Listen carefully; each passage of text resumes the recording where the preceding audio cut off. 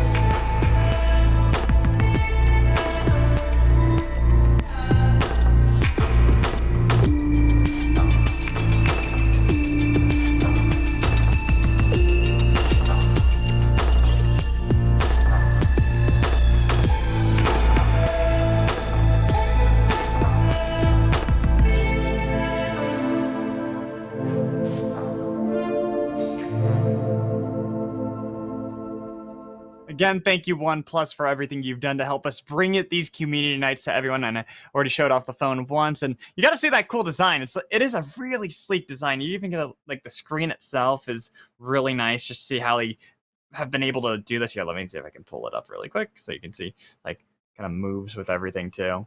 I just like the moving background that you can get. It definitely looks sick, but you can talk about, the look of it all you want. It's all about that performance because honestly, I have been True. so impressed with using this phone for any type of gaming. It can't be beat. It's literally best in class. Definitely, it helps out a lot, especially when you play PUBG Mobile. It gives you that little competitive edge. It's one of the fastest gaming phones on the market, so definitely recommend getting one of these if you want to up your game and try to be a pro, kind of like how Sam is with his Pro that he has over there. But it's one of those things you just gotta admire when you have it right in front of you.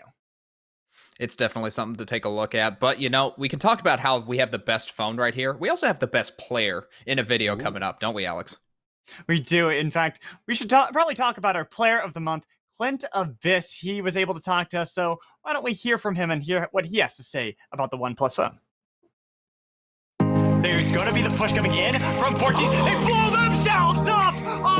Hey, what's up, guys? My name is Clint Wister. I go by the name Clint Abyss in-game. I'm really excited to be a part of the PUBG Mobile community. Since the release, I've been playing the game, and I instantly was hooked. After a while, I saw that there was people on Facebook, and they were streaming mobile games, which I was like, wow, I play a mobile game. I could do this. So I reached out to them and asked them for advice, and the community was so welcoming and gave me the opportunity to just really get involved and grow my community. I had the opportunity to reach out to others and help them and give them advice on streaming, whether it's gear required, game controls, setup, tactics, events.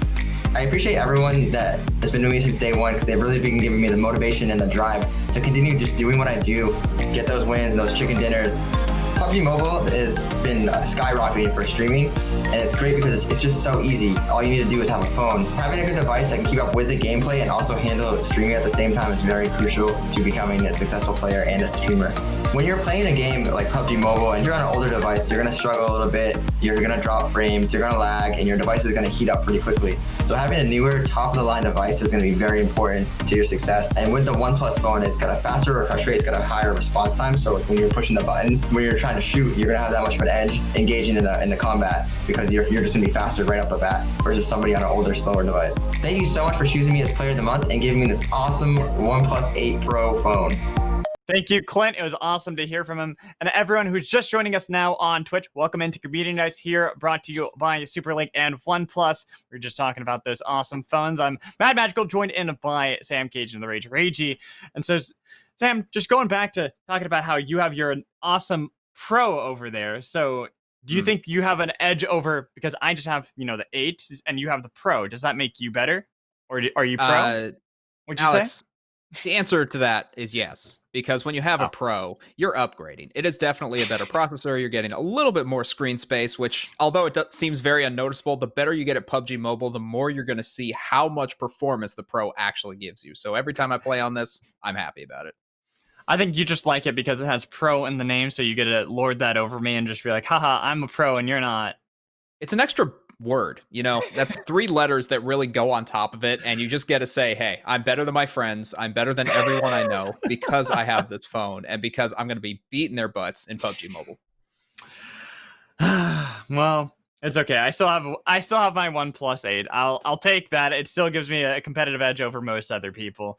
But we got to talk about PUBG Mobile itself, and what we have in store tonight, because we do this once a month. We actually have these events pretty often, and there were events last month where we had some awesome highlights about all the games that we were able to take place. Like we said before, it's going to be 4 rounds, 1 round on each of the maps. So let's take a look at the highlights that happened last month. In there.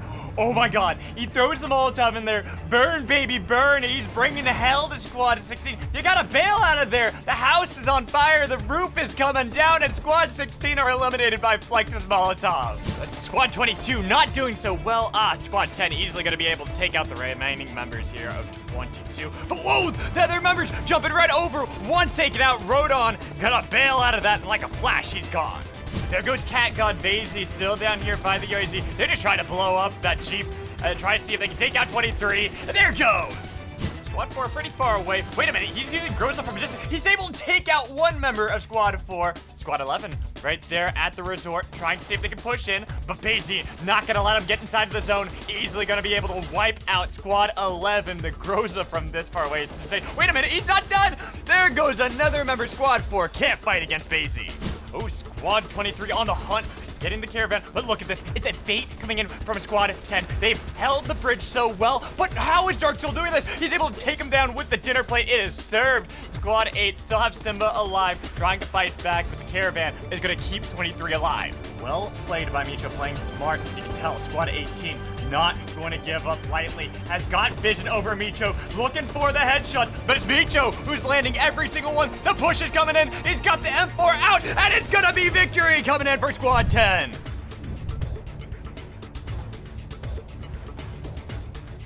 Awesome highlights, awesome plays from last month. And I gotta ask you, Sam, what was your favorite play from those highlights?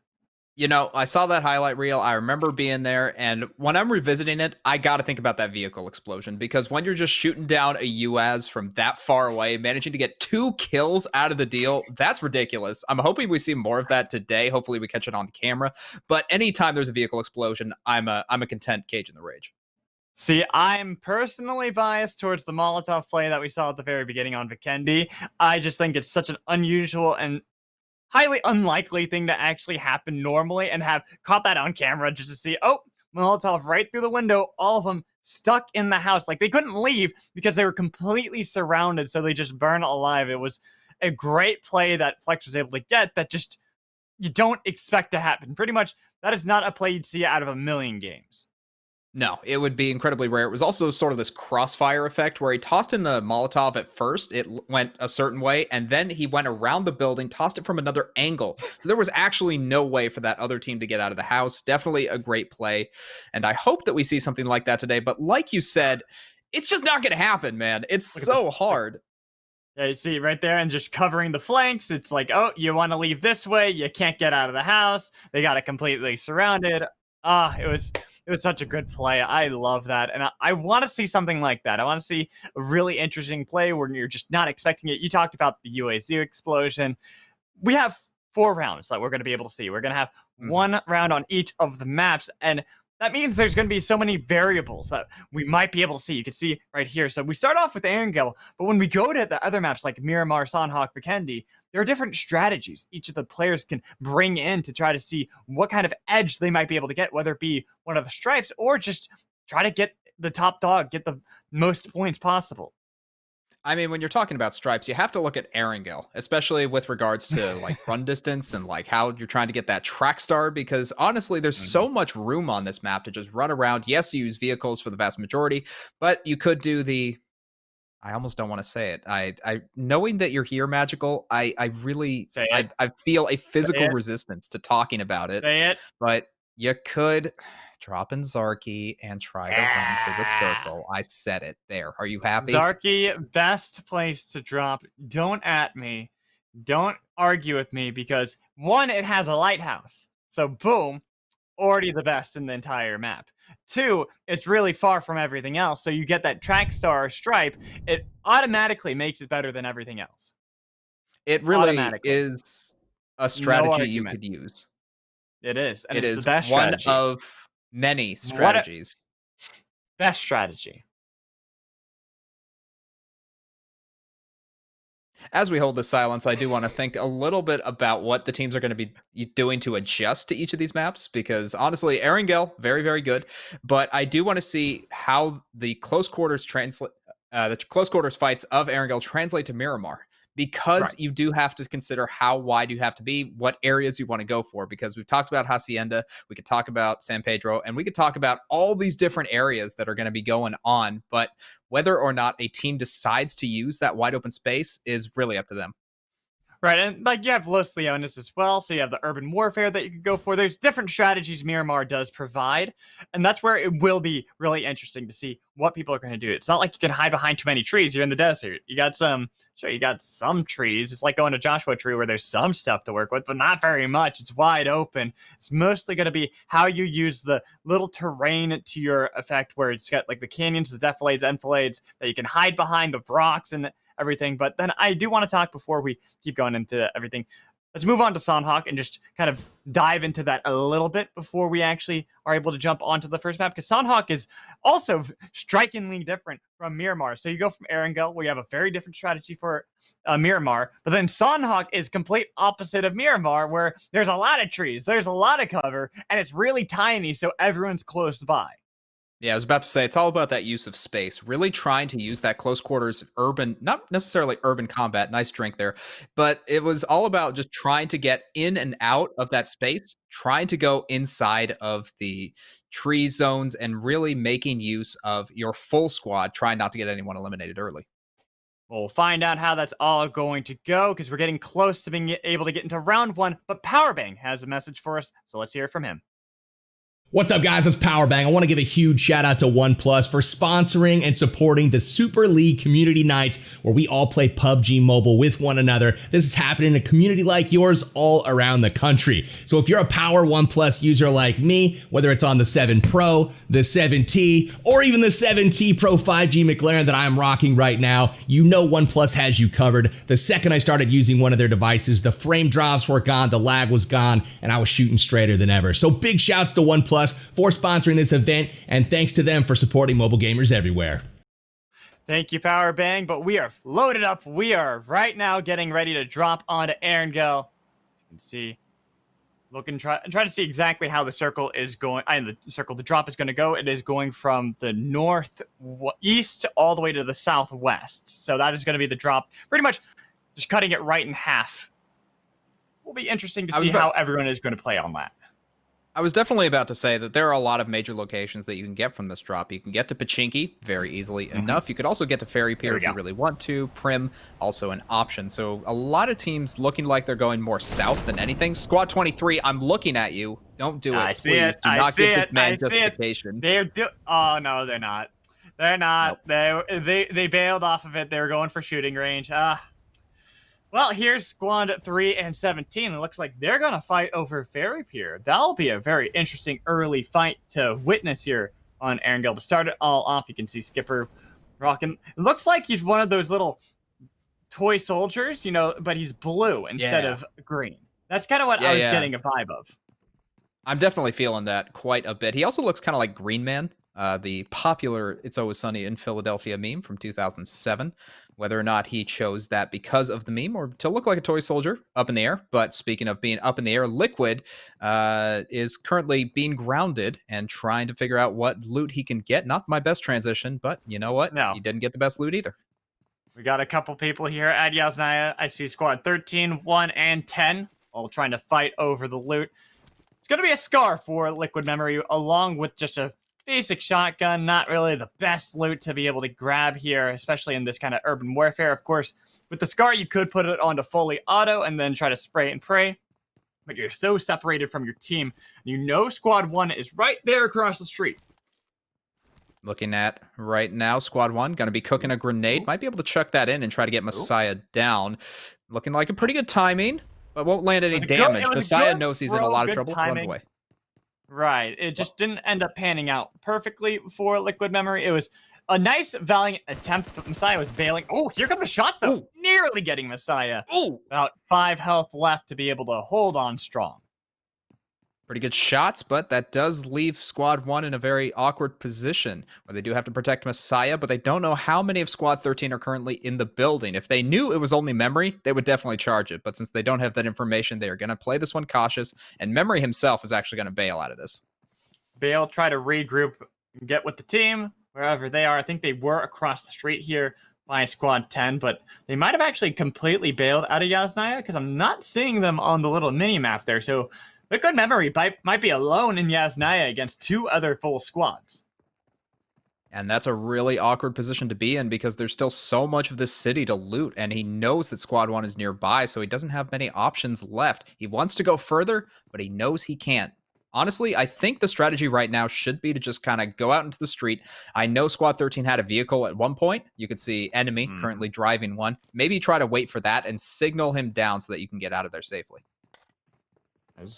We jump over to Coma here and Mr. Noob, and just lurking at the northern part of Yasnaya, Squad 10. Getting a little bit of loot. I think Panda here might have been spotted out by at least one of the members of Squad 1. They are playing this one very cautiously, right, by the market, not wanting to push out too far, trying to figure out exactly where the locations of their enemies are.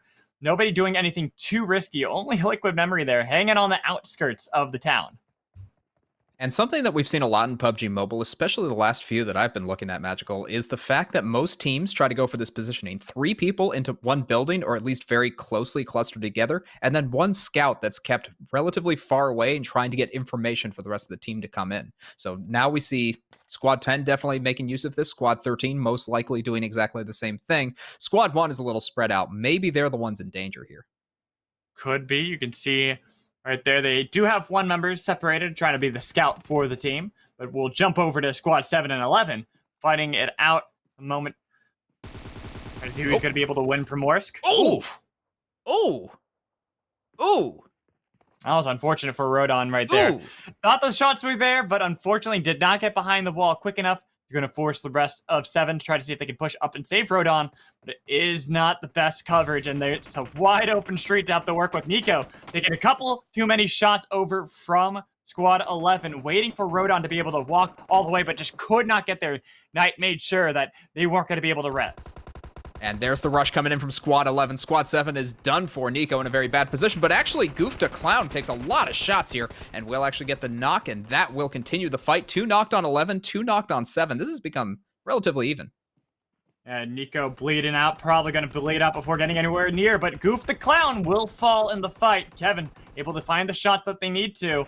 Still waiting to push up as Nico bleeding out, mostly just getting vision for the team. Finally will die as Tremor is trying to get that Mini 14 to be able to land some shots onto Squad 7. And does have a little bit of extra range on that. I like that he has pretty decent gear for this. Does chuck grenade, trying to get a little bit of smoke cover for a res perhaps. Squad 7, they've lost both their members. There's no getting them up at this point. But here comes the push from Tremor. Whether or not this works all comes down to how aggressive Squad 7 wants to be in this push. Tremor only having the Thompson and a Mini 14 too for this push, so trying to push up with that isn't going to be the best. Waiting for it. There it is. Lipop going to be able to be spotted out. Thompson going to rain down. Not going to be able to get the knock. Tremor will fall to Lipop. With the push coming in, Lipop will fall as well tonight. On the other side, here is Kevin trying to see if they can at least finish off Tremor, get a little bit back, but the shots are going to come in from Squad 11. Tremor making sure they know exactly where Kevin is. Knight couldn't actually finish off Kevin just yet. Trying to get a little bit more action around the wall through the window. One more shot might just do it, but that's a nice push in coming in from Squad 7. Nice knock on the Knight. 1 left. Goof the Clown, the one person who fell at the very beginning, was able to finish it off, kill Kevin, should be able to res both Tremor and Knight, all because you're able to res that one teammate. So even though Fossil, who did die at the very beginning of the fight as well, went down fully, they still win, and Squad 11 will be the victors of Primorsk. I would say Squad 7 definitely getting clowned in that one, but let's switch on over to Squad 20 versus Squad 13. We wondered what the rest of this squad was. Looks like they still have not joined up with the rest of their teams. This is going to be a bit of a bad situation. Squad 20, though, looks like one has been knocked. Firm going to be down, and Suleiman going to follow pretty soon. Leads out in the fight as Bad Guy spraying at the house, hoping that they're going to be able to get somebody on the other team. 2 members are already dead for Squad at 20, just JP and Bad Guy holding up towards this Harry Potter house with Fire Guy right inside, looking to peek on a Bad Guy, not able to get the full vision you need to. We hop back over. It looks like we're back over at Yasnaya, getting a little bit, oh, here we go. A little bit better vision so we know exactly how the play is between these 2 squads. It's a very open field, and I gotta say, Squad 13 is making great use of the space. 3 different levels to look at, and Bad Guy just doesn't know what to do here, so he's going to take an energy drink. He might just look to pop on out of here because he knows his squad is down. He knows there's only 2 left, and Squad 13 is still looking very, very strong in this position. JP, Bad Guy, still not going just yet. JP is looking for that vision. Drizzy did jump out. Was not shot by JP. Didn't want to actually give the knowledge, but there's the shots from Bad Guy. Able to find the head of Not a Drizzy. He's behind the wall trying to crawl back towards the team. Fire Guy still up on that second story. Not a Drizzy actually might get spotted out if you try to crawl towards your teammate. And Bad Guy gonna abandon the Wizard Tower just for a moment, try to get the finish, but enemy is going for the res at the moment. Smokes are coming out. This is a true fight, 2v2 at this point, but Bad Guy gets knocked. Oh, but he is going to be able to find more. Continues to push up. You can see enemy still looking for the shots. There goes the shots. Enemy is down. 1 up the stairs. Fire Guy going to be the one who falls in. Because, remember, there's a one teammate who was not with them all the way in Yasnaya. They think there's one more, but it's going to be a brand new squad. Squad 12 joining the fight against 20. And with that, Squad 13 mostly eliminated. It's just the one person left in Yasnaya that's going to be able to make that out. Liquid Memory. Let's see if he comes to avenge his team or if he just bails completely, tries to go for a more central position on the circle, because right now, Squad 20 is looking pretty entrenched at the moment, and Squad 12 is looking to disrupt it. I'm pretty sure the circle's not really going to force them to leave anytime soon, so JP, Bad Guys, doing what they can as we hop over to another fight. 14-3. The buggy coming in from Cheems. Looking for the push in onto Squad 3. Once I get a little bit of vision behind them, 22! Team's gonna be knocked and killed. Unfortunately for Scorch, not gonna be able to show up to save the team, but might be able to get some shots from a good range. Will be able to get the knock. 3 members of 22 are down. Only 1 remains. I think they've been eliminated. There they go. 22, they showed up to the fight. They got the 1 kill, but it all went awry. And now it's back to Squad 14 versus Squad 3. A little bit of a guest appearance coming in, but the cameo left just as soon as it came. And now Squad 3 trying to res their teammates. Do manage to land some shots, get a knock for themselves. This is looking pretty darn good for the squad that just res their teammate. Oh, nice shots. On the foot. Flex, unfortunately, not realizing that RV can shoot underneath it. So it did take a little bit of damage. Going to be able to throw at least a smoke to try to help out the team. Running across, Alexander avoids the shots of High Scorch, so it is going to be 3. Pushing up onto 14. Through the smokes, they get the kill onto Sheba, and Sheba will unfortunately not be able to get any more, so Retry is going to have to at least try to fight back with High Scorched. And now Flex trying to look out, but that's another squad on the horizon. 18's coming in with 2 vehicles, so this fight has to end soon, and Squad 3 just barely managed to finish it off before 18 comes a-crawling. Man, it feels like we're having a lot of those, where one firefight happens, a team wins, but before they can really collect their treasures, a new squad shows up, and it's going to be another guest appearance here. Squad 18 versus Squad 3. We're still trying to pick up the pieces from that last fight. And with that, Squad 3, they take the time, they try to get the high ground here. They know that there's no upper story to that hangar over there, so Squad 18 trying to look into Squad 3. They don't know what's happened, but they do have an idea that a fight just occurred. At least a little bit. There's a couple shots coming in from Squad 18. Flex, gonna be able to hold this position for now. Take an energy drink, wait for 18 to try to push up outside of that warehouse, but because they're not just yet, means that we're not going to see that. And unfortunately, we do see on the kill feed that JP and Bad Guys having an interesting fight there for sure. They might actually be able to win against 22, so props to them for being able to take that. I thought for a second, because I saw Bad Guy's name appear as getting knocked, so I thought it was over, but JP, I think, turned it around, and they were able to beat the squad that showed up in that previous fight. JP, definitely a monster of a PUBG Mobile player. Let's see if he manages to make it a little bit further. Unfortunately, the squad only has 2 members left alive, but JP has shown in other community nights that he is a force to be reckoned with. Yeah, so, okay, Bad Guy did die in the fight, so now it is only JP. He was able to win for the squad, but unfortunately, it is going to be solo from here on out. And speaking of solo, it looks like Alexander going to take the lone view out and get knocked. That's why you got to be careful in this game. Always got to be careful with the peaks. Flex over there bleeding out. No, is still up. Going to be able to heal back up too. Still looking for the flank, getting a little bit of knowledge for Squad 3 on where 18 are. They have to heal up for now as 18 are trying to reposition around Pachinki. I do like how Squad 18 seems to have at least 3 vehicles, but it looks like actually it's 4. So definitely rolling hard on this squad. It looks like Squad 3 is still under fire. This might turn into a car chase, Alex. We don't get to see too many of those. It's always fun to watch a car chase, but because Mickey right here is the only one in the buggy, not going to be able to take any shots, just going to use it more for scouting the position of Squad 3, seeing that they have completely vacated Pachinki, will regroup, go for a new plan, try to see what they can get out of Pachinki and the farmlands. And it's looking, play zone kill on the kill feed. Unfortunate, but Squad 18, they're pretty geared up from what I'm seeing. Level 3 backpack, level 3 helmet going on, but looking at the total map picture. Man. Wow. JP, Bad Guy, sitting at the top right now for Squad 27 kills for the whole team. Not bad. Unfortunately for Suleiman and Fire Me, weren't able to stay alive for a long enough time to be able to get any kills themselves, but hopefully JP will be able to regroup that for them and keep them on that scoreboard and maybe even for the top dog stripe later.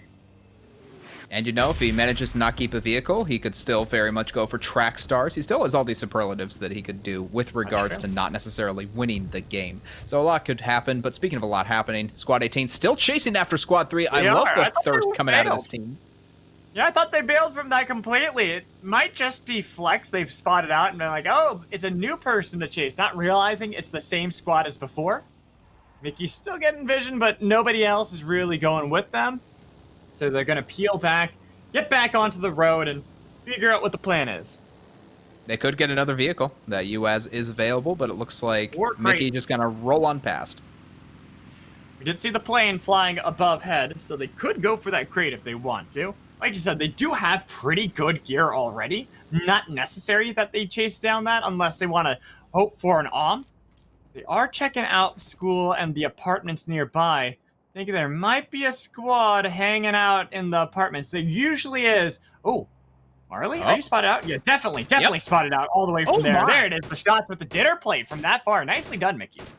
Very, very clean shots coming out, and that's going to be the full elim for Mickey. So another kill picked up, no retaliation possible, and it's looking like school is just going to be completely socially distanced for the moment. Is Squad 6 going to be fighting against Squad 11? Archie looking for the shots, not able to land any of those car shots onto the members of Squad 11. Goof to Clown, though, will take at least one of them to the back. They're outside of the zone, so trying to see if they can get away from Harji. Should be able to fly on out of there and not have to worry about it. Squad 6 also have themselves a UAZ, so they'll be able to book it too. And that's going to give them a little bit of time. It looks like they are backing off from Squad 11, not opting to take the, I believe that's 3v2 that could be happening. And they're also going to be moving towards the circle, but the southern side of the circle. Very interesting considering how northern the circle seems to be closing in.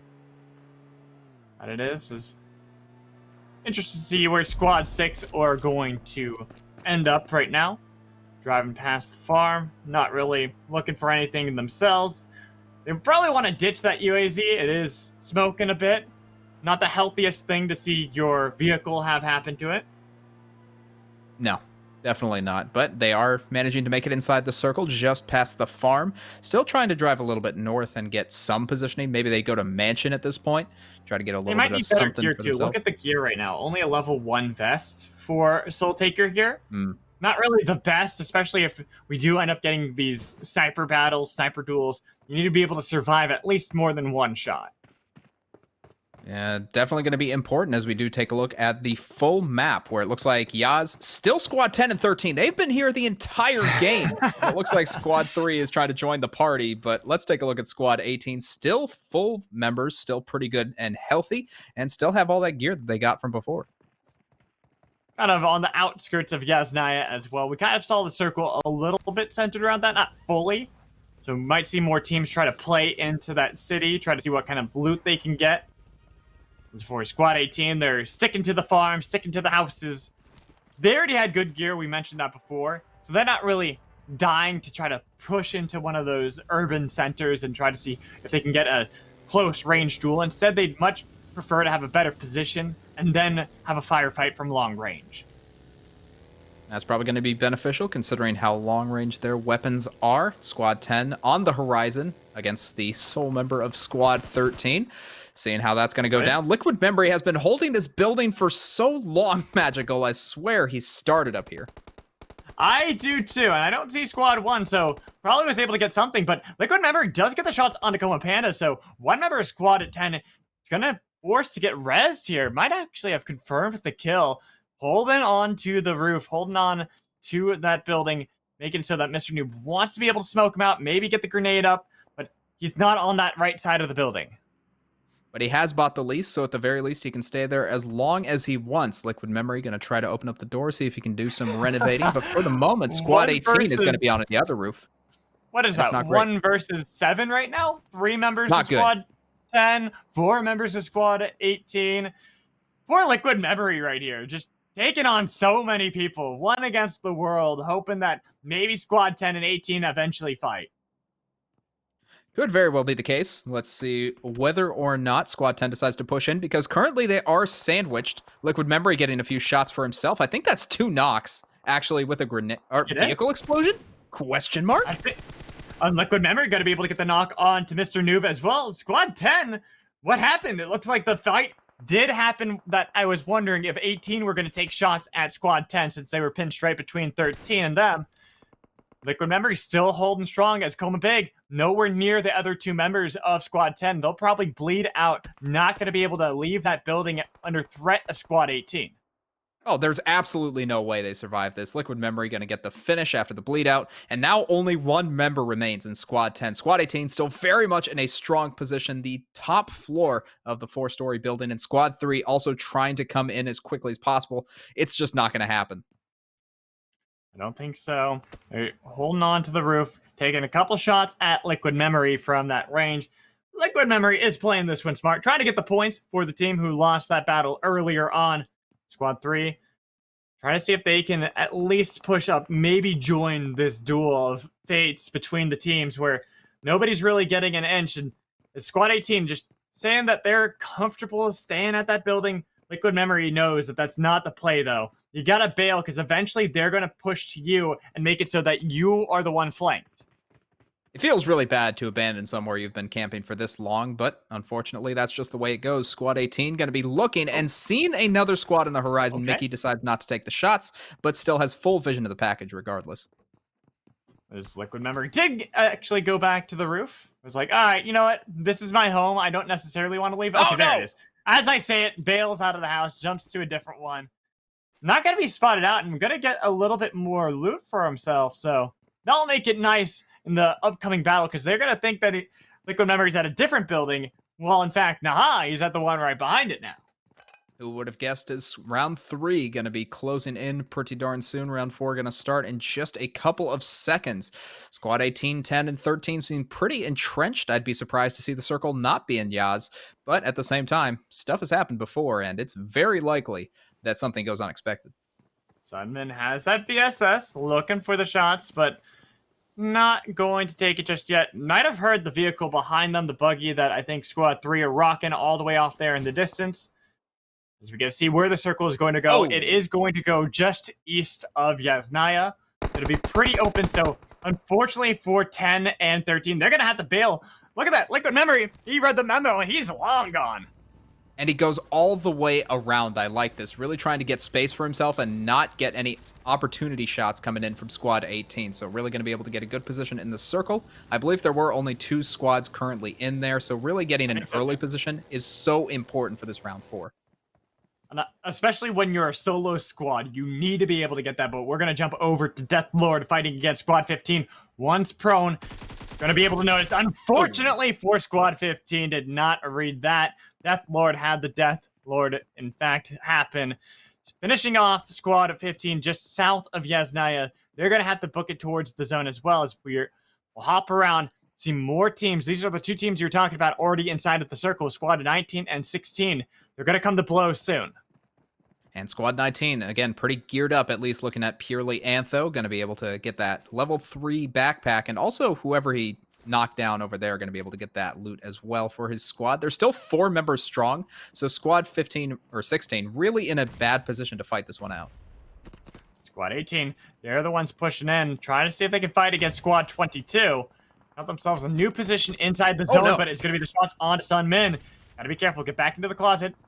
Wait it out, maybe. No, instead they're going to allow Dovely to be able to push up onto the second floor, take some shots. There's the push again, but there's too many from squad 22. They got to be so careful going to that second floor. It's not working out well for 18 at all. And now 1 member left alive for 18, going to be pushed out, and squad 21 wins that convincingly, managing to keep 3 of their members alive. That's what happens sometimes when you push into the circle and you push into an unknown zone that's already claimed. 22, they were already entrenched, and they were able to battle back better than 18, force them out of their homes, and win it convincingly. And now squad 19, they've brought the vehicle, the UAZ going to be available to them as well. So that means 4 members alive, and with full mobility, we can take a look at the circle. What is squad 2 doing? Because they are in the wrong area of the map. Looks like they were a little bit late to the memo. They might not have had a vehicle, and they were hunting that entire time for it after they had fought against squad 15. They should be able to make it pretty quickly, but let's jump back to the fight. 19 did spot out 16. Hold up right in the center of the circle. Oh no. A couple of shots. Ooh. Was that an I feel think like it that was was. an that just took out squad 19. I think it might have been. I didn't get to see that perfectly on the kill feed. It was either an or an M24, but I think it was an It looked pretty deadly regardless, and now squad 19, they only have 2 members left alive, and Cool is still being targeted. He's going to go down in just a couple seconds here, unless he gets the cover, and it looks like he got just that. Was able to get up, and they might just take off. The thing is, I don't think it was fight. squad 16 that shot them. I think it was Squirt up there, squad 17, who was able to get those shots that nobody was expecting. They had focused so much on 16, they forgot about their flanks. And here we swap on over to squad 23 against squad 2. They are trying to smoke out as much as possible, but they do have to wait for time, and Dieg takes some shots as they're waiting. Very unfortunate for them. They just have to back out very slowly, but squad 2 has eyes. It's up to Yes, getting the shots onto Dees, and goes down. Taking that. Puppy still holding on, trying to wait until they can maybe be able to push up, but it's going to be Death Lord here, flanking around, shooting through the smoke. They know that Chicho is there, waiting to get vision with that barrel, going out. Oh, but it's Chicho who's able to get that knock onto Death Lord. Woo. Good stuff coming out of squad 23, able to keep themselves alive, and now, yes, in a 1v1 battle versus squad 23, the jump comes out, but he gets knocked. Great shooting coming out of Chicho. Goodness sakes. Nicely done. Lost Deej, but was still able to fight back using the cover of the tree and smoke to their advantage. So you can see Wise One looking for the shots. It's 16 versus 19. We've been watching this for quite some time, but finally Wise One is looking for a few sniper shots, but getting shot himself, nearly taken down. It looks like squad 19 have some things to say about that, as Wise One almost goes down, manages to keep himself alive, but is very separated from Snow Product, so a lot of separation means a lot of ability for the other teams to come in and really mess up their strategy. Trying to use that garage, at least, the little windows, to get better vision of squad 19. Can't see them exactly. Can't see where they are. And since the circle is going to force Wise One to have to leave this house soon, they're Gonna wait to see what Snow Product can get, since Snow Product, like you said, cut away from Wise One. And this has become a very dangerous area. You can see how many colors are overlapping on that side of the map. Flex manages to get a knock, another knock. He's going out of control here, but Knight manages to take down another one. And that's Squad 19, still alive and able to get some knocks here in a fight against Squad 4 outside the circle. Looking for the shots from Cool J. You gotta push in, though.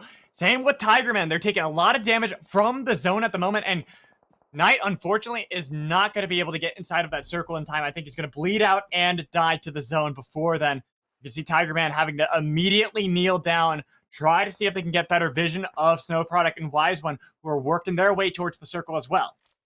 You can see Cool J trying to make his way over. Maybe they get the res if they have some smokes up, but otherwise, that's just a recipe for disaster. As Wise One tries to snipe away at Squad 3, he knows where the other members are, or at least an idea of where the other teams are, and might be able to use that to his advantage. Flex has vision. Oh, gets the shot on Cool J. Just gonna spray and pray into Squad 19. Tigerman gonna be able to hold fast for now, but it's not done. Holding on behind the tree, Flex wants to make sure they're not going to make it to the zone. And Flex, standing on this roof, does have vision of multiple squads, but at the same time, he's the target of multiple squads. So Squad 3 going to be trying to use the vision to their advantage, get the shots early, but Wise One making Tigerman wait out over in Squad 19 versus 16.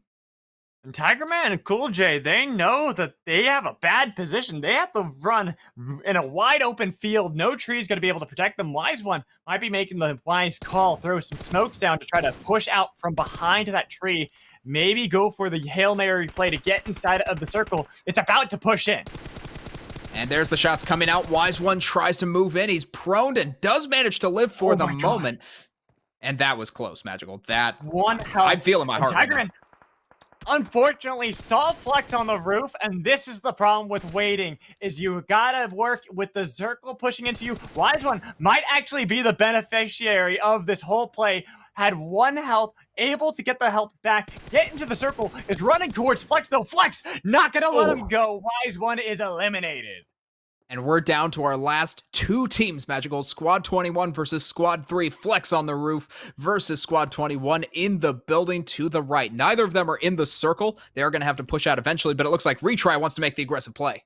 Retry and Flex, they're looking to push into the house. Boang and Spooky holding on as best they can. I think that was a flashbang just to be able to scare away Retry, but he's just going for the flank. Got a lot of shots. Oh, but no. He's still taken down by Spooky outside of the house. Flex, you gotta try to save your teammate soon because it could be all over.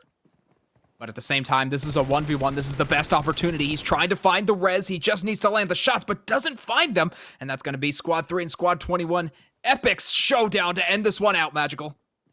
1v1. Who's gonna get it? Flex wants to get vision, but so does Spooky. Might even just go for the res here, but knows that Flex wants to push around. That UAZ is helping out Spooky, but he's going for the aggressive play. Took too many shots coming in from Flex. Has to run around the building to be able to stay alive. Flex, you gotta push in soon. You can't let Spooky get the res off. He's trying to see if he can heal up a little bit more. Going around the building. Does not get taken down by Flex. He's still alive.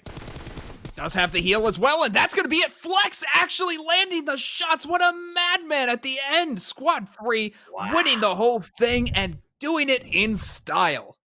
That was his 10th kill of the round as well. Flex flexing the muscles, gets the win for them just barely. I thought that Spooky was going to be able to get the heal off, then be able to get the shots off, but unfortunately, Flex was the one with the faster trigger. Just so very close there. And Flex, he had the positioning for so long. I believe it was round 6. He just got up on the roof, managed to see 3 different squads and take them out one by one as they approached. Look at that.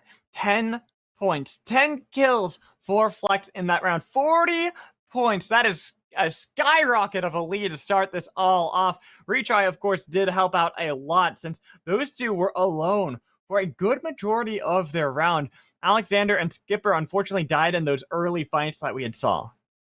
And that's just the unfortunate thing, but at the very least, they do manage to earn 30 points for themselves just by being on the same team as Flex, who, let's be honest, if he does this ever again at any point in these later rounds, he is going to be an absolute contender as we come into the superlative, specifically the top dog. We do got to give a shout out over to Squad 21 there. Boeing and Spooky tried holding their own the best they could, but they do get themselves a good amount of points. You see Spooky almost had the exact same amount of points as Skipper with 6 kills to help add that out, only 2 shy. And that was with Skipper being on the winning team. And Spooky, he played it out. He was really just the final determining factor, but let's take a look at some highlights. I remember this one. Knight tries to charge the building, gets knocked, but Goof the Clown manages to pull this one out for his team. Our 1+ replays here. It was all in Primorsk that it started off where 7-Eleven tried to battle it back. This is where we saw the fights kind of go back and forth, where it was really funny to see a new team show up in a fight where one team would win, but immediately upon winning, a new one would try to contest them for their position. Not something you typically see on Erangel. And I gotta say, Squad 22 coming in was so unfortunate because you see them come in the UAZ and suddenly they're completely off the screen. They get eliminated instantly, but also taking a look at Squad 2, Death Lord, managing to go around the building. I like Death Lord better, but I'm gonna call him that, and he manages to win that one out. And this is Squad 18. They had pushed in. They wanted to be able to beat Squad 21, but it was a better position held earlier by 21 that allowed them to punish the aggressive push coming in from 18. And then we saw this. This is towards the end. Squad 2 versus Squad 23. Chicho barely managing to win out this 1v1 as soon as Yes went in for the jump. And went in for the jump, and then Death Lord wanted to be able to push in as well on Chicho, got knocked. Yes tries to say, all right, I'm going to avenge my teammate, get in there. It didn't work. Flex, though, on the roof. This is where a lot of those kills came in, was holding this great position. You can see 9 kills there right before this final fight. And of course, the epic 1v1 Spooky, he does manage to get the heal off, but Flex has the shots, has his number, and manages to land just enough to do the remaining health of his enemy opponent. And let's take a look at our points. So here it is, top dogs. Flex, of course, at the top of that with 40 points. That is a massive lead already. Retry, who's on the team, sitting there at 34. You can see from other lobbies, this is why we say there are multiple rooms going on at one time. So just because you don't see your name does not necessarily mean we're not taking the points into consideration. You can see STRJN, not exactly sure what that name is supposed to mean, but getting 35 points. So there's 5 kills and getting first place. But also taking a look at the bottom of the standings, top 16, remember, there's still a lot of room. The CC team looks like they did pretty darn well to manage 26 points across the board. If they manage to get a first, they might also be looking at that top dog spot. But that's also not the only stripes that we are keeping into consideration. We have far more that we are looking at. Spooky, actually going to be at the top of the snipers right now. 352 meters. That's how long that kill was for Purely Antho. Coming in second place, but it's a good distance off. Definitely some long shots coming in. Not quite the 400 that really makes the record books, but 352, not too shabby coming out of Spooky. I didn't see quite when that was, but Erangel definitely lends itself to these long-range shots. Exactly. So you got to wonder when we switch out maps if that's going to be able to usurp that from Spooky, who's holding that for now. Or maybe another lobby is going to be able to have that. But now we jump over to the support Ski Mask. You mentioned that CC team before, sitting at the top with Retry. And you can also see Skidsy sitting in number 3, Frosty as well. So this team really works together, and I really want to hope that they're in a lobby that we get a cast because they seem like they are doing the right thing, and I want to see them do a whole lot more on stream. Teamwork does make the dream work, but also one of my dreams is to run really far and run from Zarky that we didn't get to see in that round, which I'm really sad about. But Trackstar's Breadstick, wow, they're at the top. That is a lot of running right now. That's a ridiculous amount. That's actually one of the higher amounts that we usually see on community nights. I think the highest that we've ever gotten. Usually like 6,000. Yeah, for the smaller maps for sure. Right. So it's all like, I want to say it's usually 6,000 is what we tend to see. So 8,000 is a good way up there. I gotta give some respect, but we do have one more stripe that we got to talk. Oh, we're not. We're gonna jump back to us. Hello, and I gotta say, I love that. I wish we had a Zarky drop. We didn't get the Zarky drop, but it's okay. It's okay. I understand. You guys just don't know the optimal strategies right now. I'll teach you. You'll learn. And so future community nights, you'll drop at Zarky. I want to just see like just happy 6 squads drop at Zarky.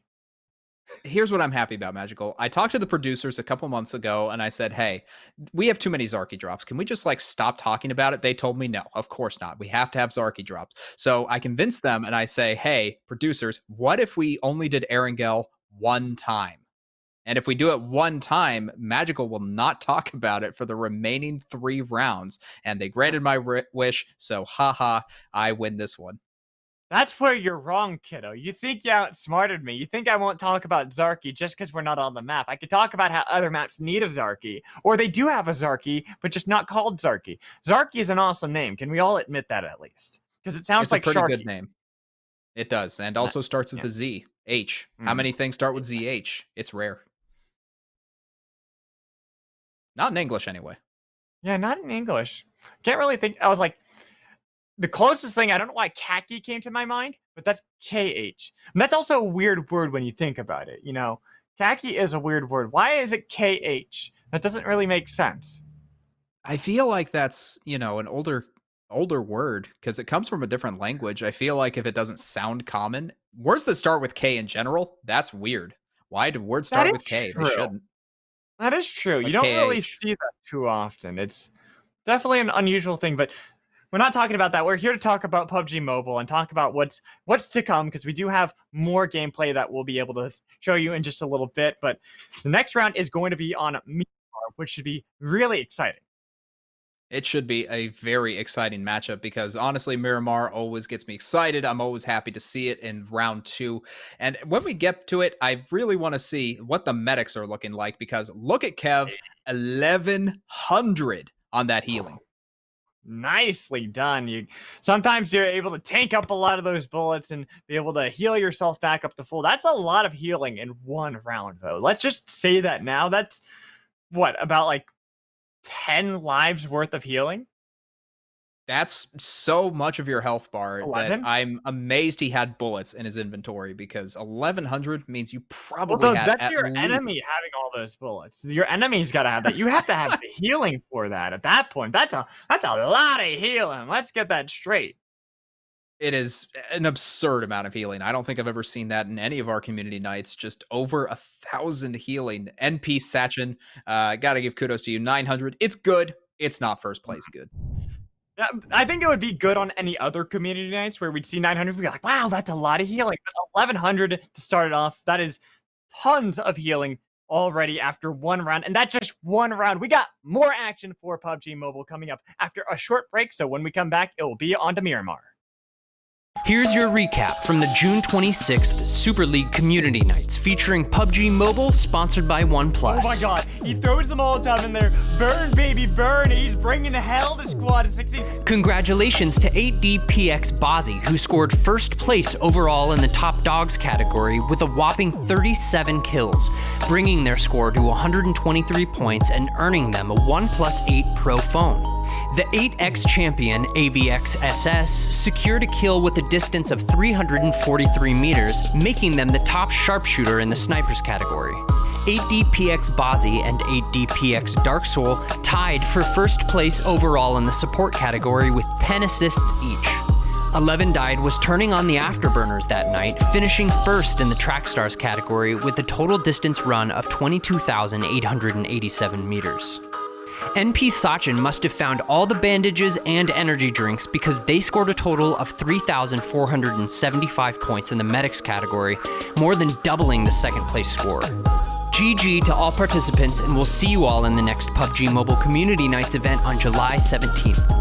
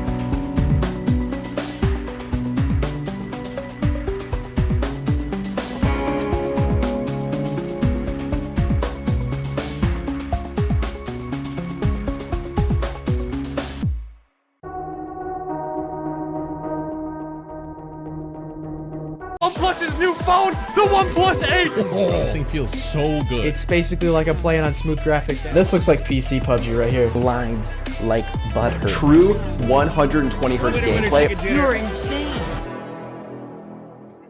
Welcome back in. We're here for community nights. We're getting ready for round 2. It should be really exciting stuff, Sam. That was an exciting first round to start it off on Erangel, but Miramar, completely different beast. It's definitely going to be a lot more drawn out. It's going to be a lot more of that long-range shooting that we saw earlier on. And Miramar just opens itself up to so much movement that I feel like we're going to get some track star records broken today, Magical. See, that's what I wonder. Are we going to, or are we going to see more of the vans like you want to? Where I'm a big sucker for Zarky, you love your vans much more than I do. Listen, Though I do all like I'm the looking vans. for. Let me just say, I like the vans. Everyone likes the vans. How could you not? I just want to see a flip. Someone needs to do some cool tricks with it. Okay. So you want to see? Would you rather see that, or would you rather see everyone have like one squad have 4 vans and they just kind of like line it up and then circle around someone? I mean, that could be fun. I feel like the Right? conditions for that to work very, very rare. But at the same time, That'd a be flip cool, is a though. flip. You see that in Very a much car, so. you're like, that's the coolest thing ever. That's true, but I feel like the muscle car would be better for that at that rate. Why not just get that? See, that's what I'm saying. The muscle car is the obvious choice. When you see it in a van, you're like, oh, this is unexpected. And what an interesting and delightful treat that I've received on this day of PUBG Mobile Community Nights, brought to you by Super League and OnePlus. Natural, right? Nicely done. But I will say, you're winning me over with these arguments. I'm starting to slowly but surely want to see a van flip more. The more you talk to, the more you continue to like serenade me with the logic and reasoning behind it, more the feelings that you have, then I'll probably also wish it. I mean, that's good to hear, because the more we support each other, Magical, the better the show is. But you know what else makes a good show? Some PUBG Mobile on Miramar, because honestly, how does it get any better than that? I mean, well, we could have, just hear me out. We could have a round, each round be on a different map, and we could have 4 of them that we show to people on something called the community nights. Keep going. That sound like a good idea? You've got me at like 80% right now. And Super League and OnePlus sponsor it. There it is. All right. You know what? I wasn't on board. Then suddenly I got on board. It was like the reverse Titanic. Everyone jumping on. Oh, okay. Look that one up. suppose that's an odd way to describe it, I guess. But I do want to talk about what we're expecting from this game, because we should probably actually do our job, which is talk about what's going to happen, as well as the prizes that you can win. You can see that you can get a shirt, you can get some cash prizing, but of course the coveted one right there in the middle, the OnePlus 8 Pro Kit and OnePlus 8 5G phone.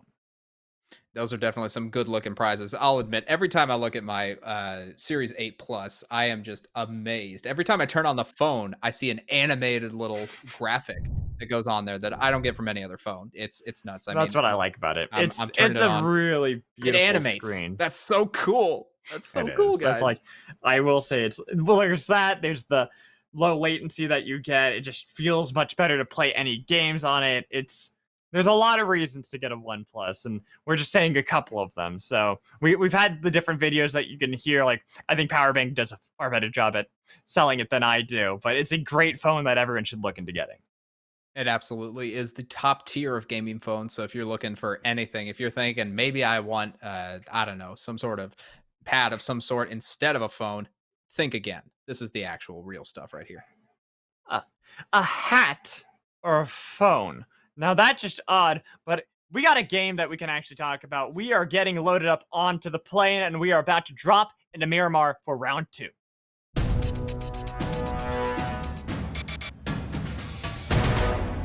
And there it is, the plane going to be taking off over Miramar, looking like a southeastern path.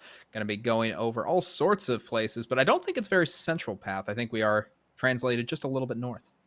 Yeah, I think so too. Unlike the last time where it was kind of like, it was almost the mirror version of it, where we did have it pretty much divide a little bit more northernly, but it was going from west to east. No, from east to west. This time it's going from west to east. It's going to mean that we do have a bit easier of a time to drop over some like things like Atlantis towards the north part where there's all the lakes, as well as try to see if anyone might go towards the military camp all the way in the north. Hacienda going to be a pretty hot drop. Let's see if anyone decides to go towards that direction. We're looking at squad 23 right now. Shadow going to be dropping in towards that south side. Looks like they are looking at this area and thinking, this is our time. This is when we move in towards that area. We're going to see probably a good amount of people go to San Martin as well as Hacienda, but you can see all the way north, there's going to be that squad 12, I believe, going towards the lake houses. A couple teams are actually seeing if they can fly all the way to the military base, but San Martin that I'm really more focused on, as well as this power plant and everything around this more central location. It's looking like Squad 23 did jump a little bit early or just barely missed the timing on that. They will have to run just a little bit in order to get to the power plant over here. Otherwise, they're going to be alone. So at the very least, they have some time to themselves. Yeah, that'll be nice for them at least. They're not going to really have to worry about fighting over this too much. Get some free loot. That's always what you kind of want to be able to have early on, especially on a smaller map. Miramar is not tiny by any means. Not like Vikendi or Sanhok, but it is smaller than Erangel, so you want to be able to still get some loot earlier on, because you can already see the kill feed already starting to pop off, already some fights early on. It's looking like Squad ACAM was having a little bit of difficulty, but looking at Squad 23, they are able to pick up a little bit for themselves. I don't know how much they can get for a full squad here. They will have to move out and hopefully find a second area without too much going on. I don't know how likely that is, but have some pretty good loot though. So I think they'll be fine for now. They'll be able to get enough working here at the power grid and the power plant. But I do think you're right. They will have to grab what they can and go pretty quickly. Mm-hmm. Let's see where that circle is, though, because looks like they are currently inside of it. Won't have to move in quite yet. But if that's the case, then this must be more of a southwestern circle on a southeastern plane flight. So I'm curious how many people have actually made it inside so far. As do I, but right now, seeing a little bit of loot coming in from Shadow. Nothing too great at the moment. Does seem like maybe that was an M16. Yeah, M16 that Shadow's going to be able to pick up. Level 3 helmet, which is great, but that level 1 vest is lacking. Here we go, over towards San Martin's in Squad 3 and 22. The Mexican standoff, nobody really making a play just yet. Nope. But it will eventually erupt into something. That's what happens when two teams get close enough. Shadow does manage to find himself a vehicle, only 2-seater, but it is enough to get half his team away and maybe find another vehicle so that they can transport the whole team. At least that's what you're hoping, that they're going to be able to find a little bit more. Maybe get that van like you'd like to see. Yep. At the moment, unfortunately, Take it. Squad 23, not really too exciting. Just kind of looting it up and being all alone here at the power plant. Probably want to see what else we can find on Miramar. Here we go. Squad 1 and 24 already having a bit of a duel. Snipe God trying to crawl back to Javier. But Javier's got to be careful. 24 are still right outside the door. Nathan going to be going to the top floor. Javier trying to get the res off. Squad 24, I believe, only had 2 up. So if Nathan manages to get this knock, that's going to really turn things around and make it so Squad 24 only has 1 option left. That's Thompson that he's got out right now. Kelly is waiting to look for that push. I believe that is a barrel. And Kelly's holding on to at the moment. So wouldn't be that great of a fight. Oh, wait. Are you trying to bounce that off? Oh, wrong. I was hoping it was maybe a bounce. But the shot's coming in. Ooh, we see the split screen. Nice shots coming in from 24. Look at the knock. As you can see, Nathan trying to shoot back with the Thompson. But the Thompson not going to be able to work out too well. Runs out of bullets pretty fast. Going to be able to shoot back towards the wall. Still waiting to get to Kelly. 24 are looking to push inside. And they didn't. I don't think Nathan saw the other person that's trying to go in. So now he's in a 2v1 situation. He's against a window, which is really bad. And someone has to get rezzed. So maybe this is where Squad 24 say we have to rush the building and not just stay outside. Kelly's going to be the first one inside. Right at the stairs. Squad 1 trying to heal up through the smokes. Not sure exactly where the shots are coming from. But Kelly will get knocked by Javier. As you can see, that Squad 24 could not make the fight happen. Unfortunately, they were outmanned and outgunned. Squad 1 will win. And Squad 1, they just managed to keep the high ground. They're able to get the shots they needed to, and they waited for the push, which is so important, not to just push out yourself and know if a team's being over-aggressive.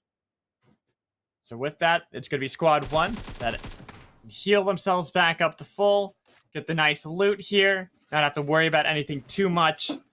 But it is going to just be them looting up for now. And with that, we take a look at the circle. It looks like I was entirely wrong. It will be a central but a little bit north circle going to be going on. So our friends that we saw over at the power plant will have to move up just a little bit. And at the same time, let's take a look at what they're doing. Looks like they have moved out a bit from the power grid, and they found Squad 11 at some of these outskirt buildings. Just taking a couple shots with the M16, but not finding anybody.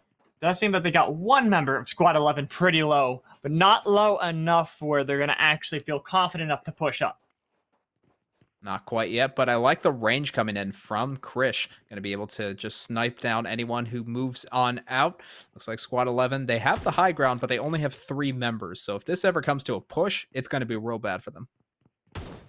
Toothless holding on behind that rock.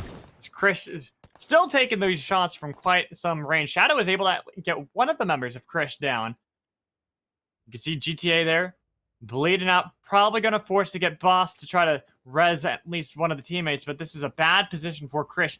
23 looking to see if they can push up all the while. Krish has been focused on Toothless and Terminator. And the vehicles are coming in. Squad 23 are moving for a nice rotation. Squad 11, they did have to heal up just a little bit. You can see GTA, I believe, did pop some either a little bit of energy drink or maybe some pills, but either way, it's going to take him some time before he fully heals up. Krish still looking for the shots onto 23, but those 2 members will be able to regroup with the others of 23 right here at the other bunker. They're both holed up. Trying to see who can get vision. Krish, it's got a good position, but unfortunately just won't pay off well for them. They got to at least see if they can hop over this wall and peer inside. It would be pretty tough. Again, the high ground for Squad 11 is really what's winning them this so far. But Squad 23, they know they at least think they have the advantage in numbers and are more than willing to make the suboptimal move, maybe the too bold move to move in. But Valhalla going to be able to just look on down. Hasn't seen anyone yet, but can hear the footsteps. Christian's just waiting it out. Got the SKS. Wants to see if they can get a little bit of vision. This is going to be a lot better than the last one they had to be able to try to at least drop someone early on. Shadow trying to get a better high ground position as well. 23 are confident just to hold up right now. They don't really want to force a fight just yet. They want to see if they can at least get a little bit more information on 11. Or maybe they just try to get out as quickly as possible. They still have the vehicles that they can drive away from. They know that there's long-range weaponry on the side of Squad 11, but you have to take some risk at some point because you've gotten yourself in this position where all your members are crowding one area and you're being looked at by a team on the high ground. I think you're right. They might want to bail, but they aren't even near their vehicle. We can see here on the split screen, they're just looking for that information on 11, trying to figure out where someone is. Oh, Krish was spotted out. 23 have pushed up further, looking to see if they can at least slowly breach into this bunker. The shots come in from Krish, though. Nearly get the knock, but unfortunately, Krish is going to have to fall back and heal up a bit. Only managed to take one shot there. The package in the distance, as you can see on Krish's cam, going to be maybe an objective for either of these teams, but Squad 11 still very content to just stay in this area, and the rest of the squad looks like have moved towards that eastern side to get vision. They noticed there was a flare drop, too. It wasn't just a typical drop, so there is a different team off in the distance that maybe they can fight after this. They are going to go for the push. Shadow looking to see what they can find, but the smoke is at least keeping them at bay for now, with 11 still held up inside of the building, using this bunker. The shots coming in from GTA. They notice at least Toothless right outside, but it's a micro Uzi at this long of a range. Even if it looks like it's close enough, it's not going to pay off too well. The bullets fly too quick. And Toothless just distracting them because I believe there were several members of Squad 23 that breached the building, so whether or not they decide to move in fast is up to them. Oh, look at that Molotov! Perfectly placed. Krish takes so much damage. Boss barely out of range. Here's another Molotov onto GTA. Trying to take the painkillers, but you gotta get out of the fire. It's burning like hell, and one is down. Krish back on top of the building to try to heal up, but 23 are able to breach. They get the kill onto GTA, looking for Boss as well, who's right on the other side. The shots ring true. One more down. Boss eliminated. And that, I believe, leaves Krish The last member left surviving of Squad 11 will be able to make his way up the stairs, but it is dangerous up there. There were no knocks from Squad 23. Krish, right there, has jumped down, but it's going to be Terminator terminating Krish. There goes Squad 11. They are out of it. And Squad 23, they played the slow, methodical game. They slowly push up. Notice they were all in the building, and those Molotovs were brutal. That Molotov that knocked GTA was absolutely insane. It locked him into one area. There was no way he could get out. I don't know why he tried for the painkillers, but to each their own. I guess it was either that or try to jump out the building that you knew was going to fail. As we jump into another fight, 25, we're able to get the kill. And it looks like elimination onto another squad. But you can see where the circle is. And at the top right now, 22. Not too shabby with how many kills they've gotten for themselves. Staying towards the top. What is that, 8 kills already? It's looking like 8 kills, and second place is going to be 5 kills. So let's take a look at Squad 25. Do have the sniping capability onto Squad 21, but again, it's all about that high ground, low ground difference that really makes it hard to land the shots. With 21, we were able to get a couple shots into Shiba. Looking to see what they can get. Not able to find anything just yet. Oh, the pan. Wait, why are you saying pan? Did someone get killed by the pan? I said van. Oh, I the thought you van, said the vehicle. pan. I was like, what? Yeah, well, yeah, No. Of course we're going to see a van. The vans are on this map, Sam. It's just, are we going to see a flip or not? That's the question. I think if you drive fast enough, there is always a possibility, Magical. Is Squad 25 trying to make a miracle happen for themselves, cooking the grenade and trying to get a knock on this. No damage done. No, unfortunately, they weren't on that second floor. Here comes another grenade coming in from Cheems, but they're not there. 21. Mike's going to be able to get vision on Cheems. Shots rain from both of them. Nobody going to get knocked just yet. Cheems barely not able to kill Mike. Mike goes for the push, but it is finally going to be the knock. Looking for another on the second floor. Cheems pulling it out of a miracle. Looking to see if he can execute the kill on Mike, but he's bleeding out on the other side. Seeing if they can instead go to 21. Wow, Cheems 1v4 is winning this out. Cove G trying to push up, but you're just giving 4 kills to Cheems. What just happened? Cheems walks to the other side of the building. One by one, Squad 21 peeks their heads, and one by one, they fall. Cheems was out of control in that situation. That was absurd. I did not think that was going to work out at all for Cheems. Really, it all started... Sure, the kill onto the mic was great, but it was getting that snipe immediately with the barrel onto the second floor. I think... I'm trying to remember what the player's name was. It was so quick, I didn't pay attention to the name, that it was just immediate drop. Then everyone else on 21 are reeling on what they can do, because Cove G was so low already that it's pretty much a 1v1 at that point. And speaking of 1v1, Darkened Guns just took 1 bullets to the back of his head and will get knocked. Squad 18 has to think about how they can res, but there's only one member left alive. KG Tag going to be the only member to face off against Squad 16. I don't think that's going to work out so well either. Held up right behind that wall. You can see that Squad 16 are looking to push in. It's only 2 of them, but it should be enough. Darkened Guns is bleeding out at the moment. With the Micro Uzi out for Scout, could look for the play, but let's jump to another fight. 23 versus 22. 23, Shadow, he's already down. Kratos is bleeding out. And Squad 22, they're still trying to get some distance with Hero. The Car 98 going to be able to do a little bit of damage, but he needs to see them first. Otherwise, his teammates are just going to bleed out for free. There it is. We jump back, see Scout get the kill. KG Tag isn't really helping out, just kind of staying in the bush. I guess, watch the teammate die. Could have taken the shots with the ump, but opts not to instead. Unfortunate. Doesn't seem like that's going to work out so well. So let's jump back to this fight. 22 versus 23. Car looking for Toothless. Hero going to be able to be the hero? No, it's that grenade that scares off Toothless. Not going to continue that fight. And Squad 23, they have some time to heal up for themselves. Squad 22, they still have 3 up and still relatively healthy, so they could push into this. They just don't want to go through the smoke. Maybe this is the chance where they wait and use healing items themselves. Could be. It's just 2 members now, 423, that are still up. Toothless and Terminator trying to fight back the best they can. So let's take a look at another fight where it's 2 members trying to get the res. Barely might be able to get Twister, who's bleeding out. Oh my god, no! It's 12! They show up just in time. Twister not res, and that means 12 eliminate 15. Crux just barely able to win that one out. He heard the res. Oh my goodness, what a shot from its Acer, managing to get that knock. Nicely done. One tapped, and Terminator, the last one of 23, inside the building where they were able to kill Krish before. They push in, and they eliminate 23. Terminator thought he had the advantage with the high ground, but unfortunately, it's the exact same thing that happened to Squad 11 earlier on. If you take too long in order to push out, then you're just going to get trapped in there, and you get overrun by numbers. So let's take a look at where the circles are going to go. Gonna focus mostly on Picado and San Martin. Very interesting central location for a circle. You don't oftentimes see it that centered, usually kind of polarizing to one of the sides. Here it's going to be pretty wide open, but you can see that there's so many crews still around, so many squads that are still up. And speaking of one of the squads that are still up, 25 versus 17. It looks like Tricky trying to get some shots for the YouTube highlight reel. Won't be able to do that quite yet. The Bulldog not going to be good enough for those long-range shots. As Manic has that MK14, also not the greatest for these long-range fights. Let's see what they can get coming in from 25, looking for the snipes onto 17.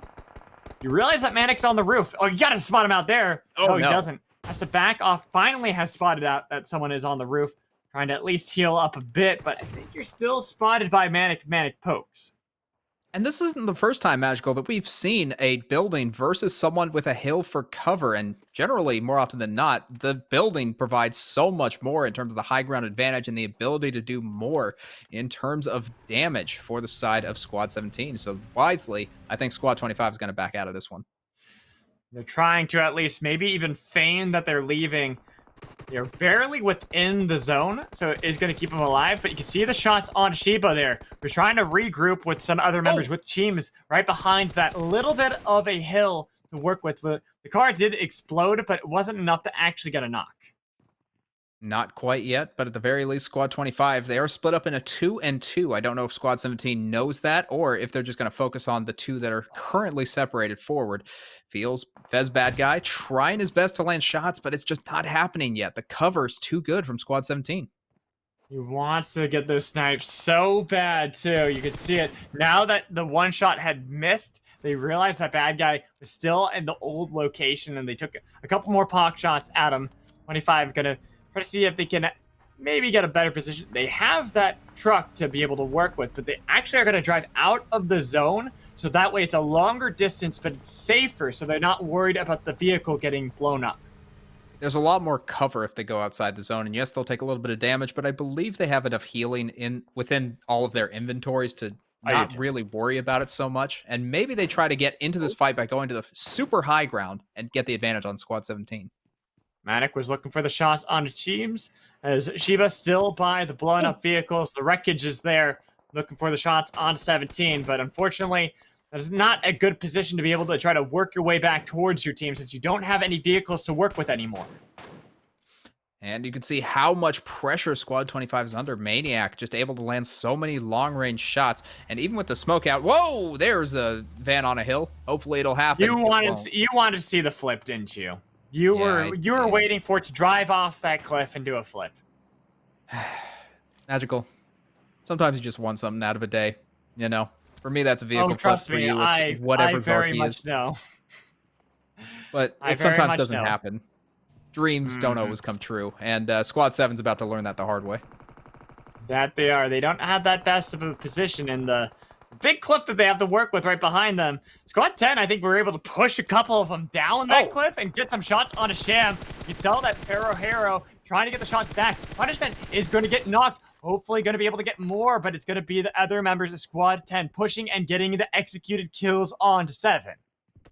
And with that, Hero only has one teammate left alive. Not sure entirely where that teammate is. Right next to him. Right there. So maybe those two will be able to get the rest of the shots onto Squad 10. But looking at the cover, it's pretty unlikely. Yeah, that's not a really good cover to work with.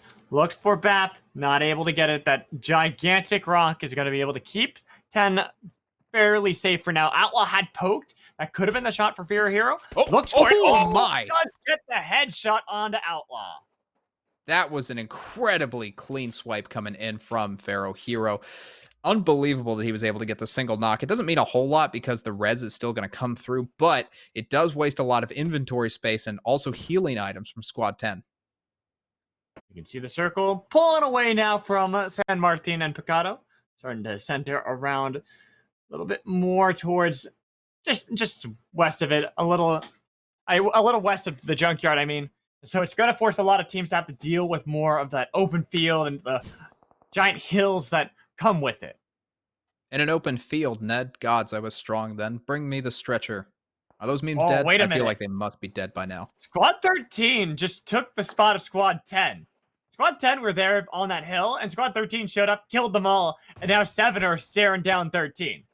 Wild. Squad 13 managing to find the exact timing that they needed and also should be able to get quite a bit of loot for that. As we take a look at Pharaoh Hero, did manage to get out of that situation and almost flips the van. Doesn't happen.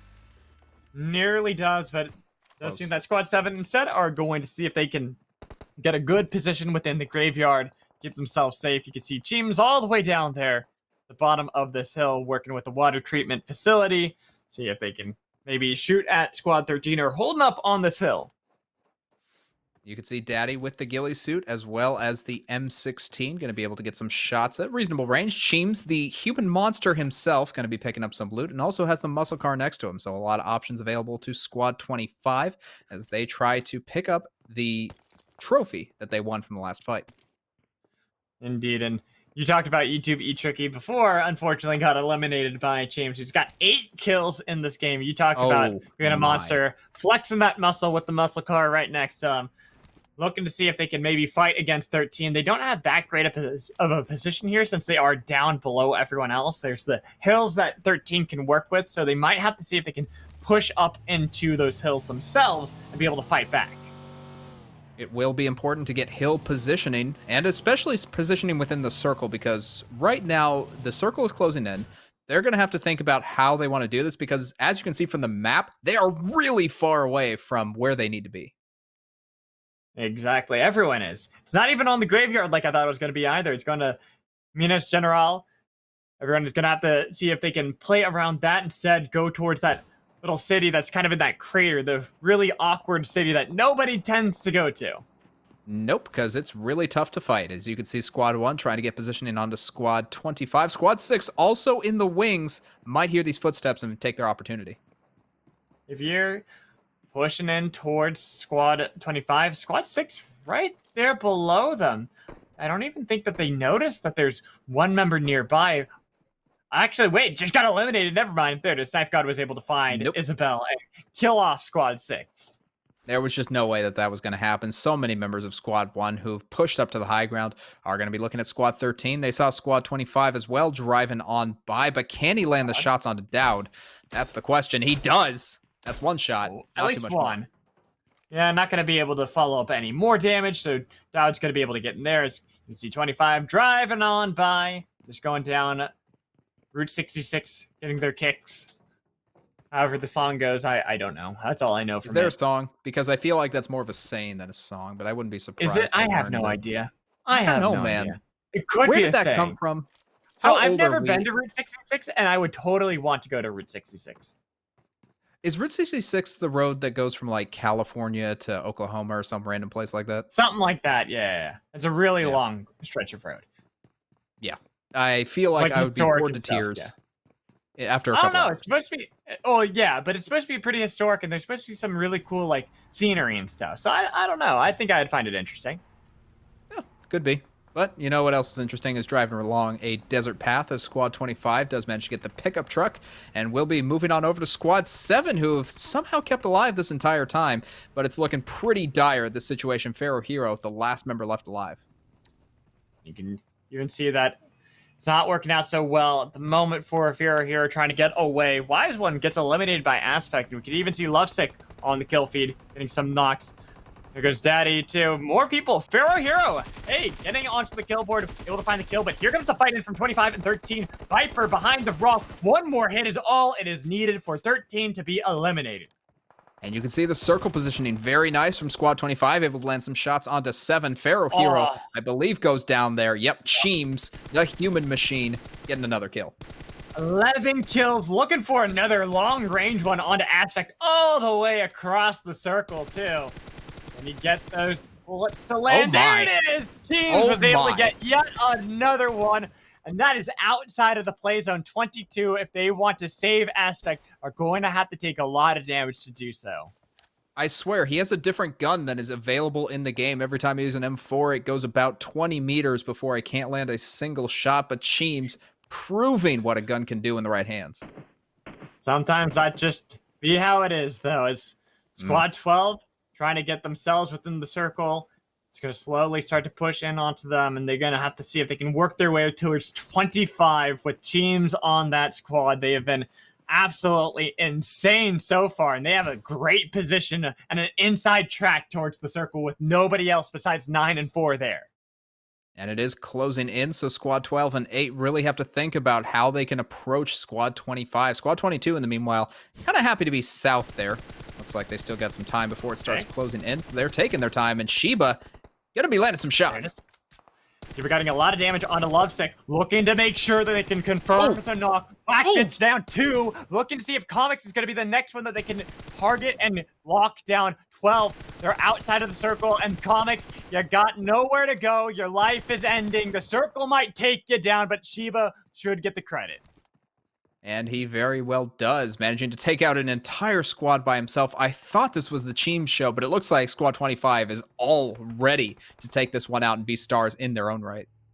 I think Sheba has something like 9 kills right now. Cheems looking to get more on the board. Yep, there it is.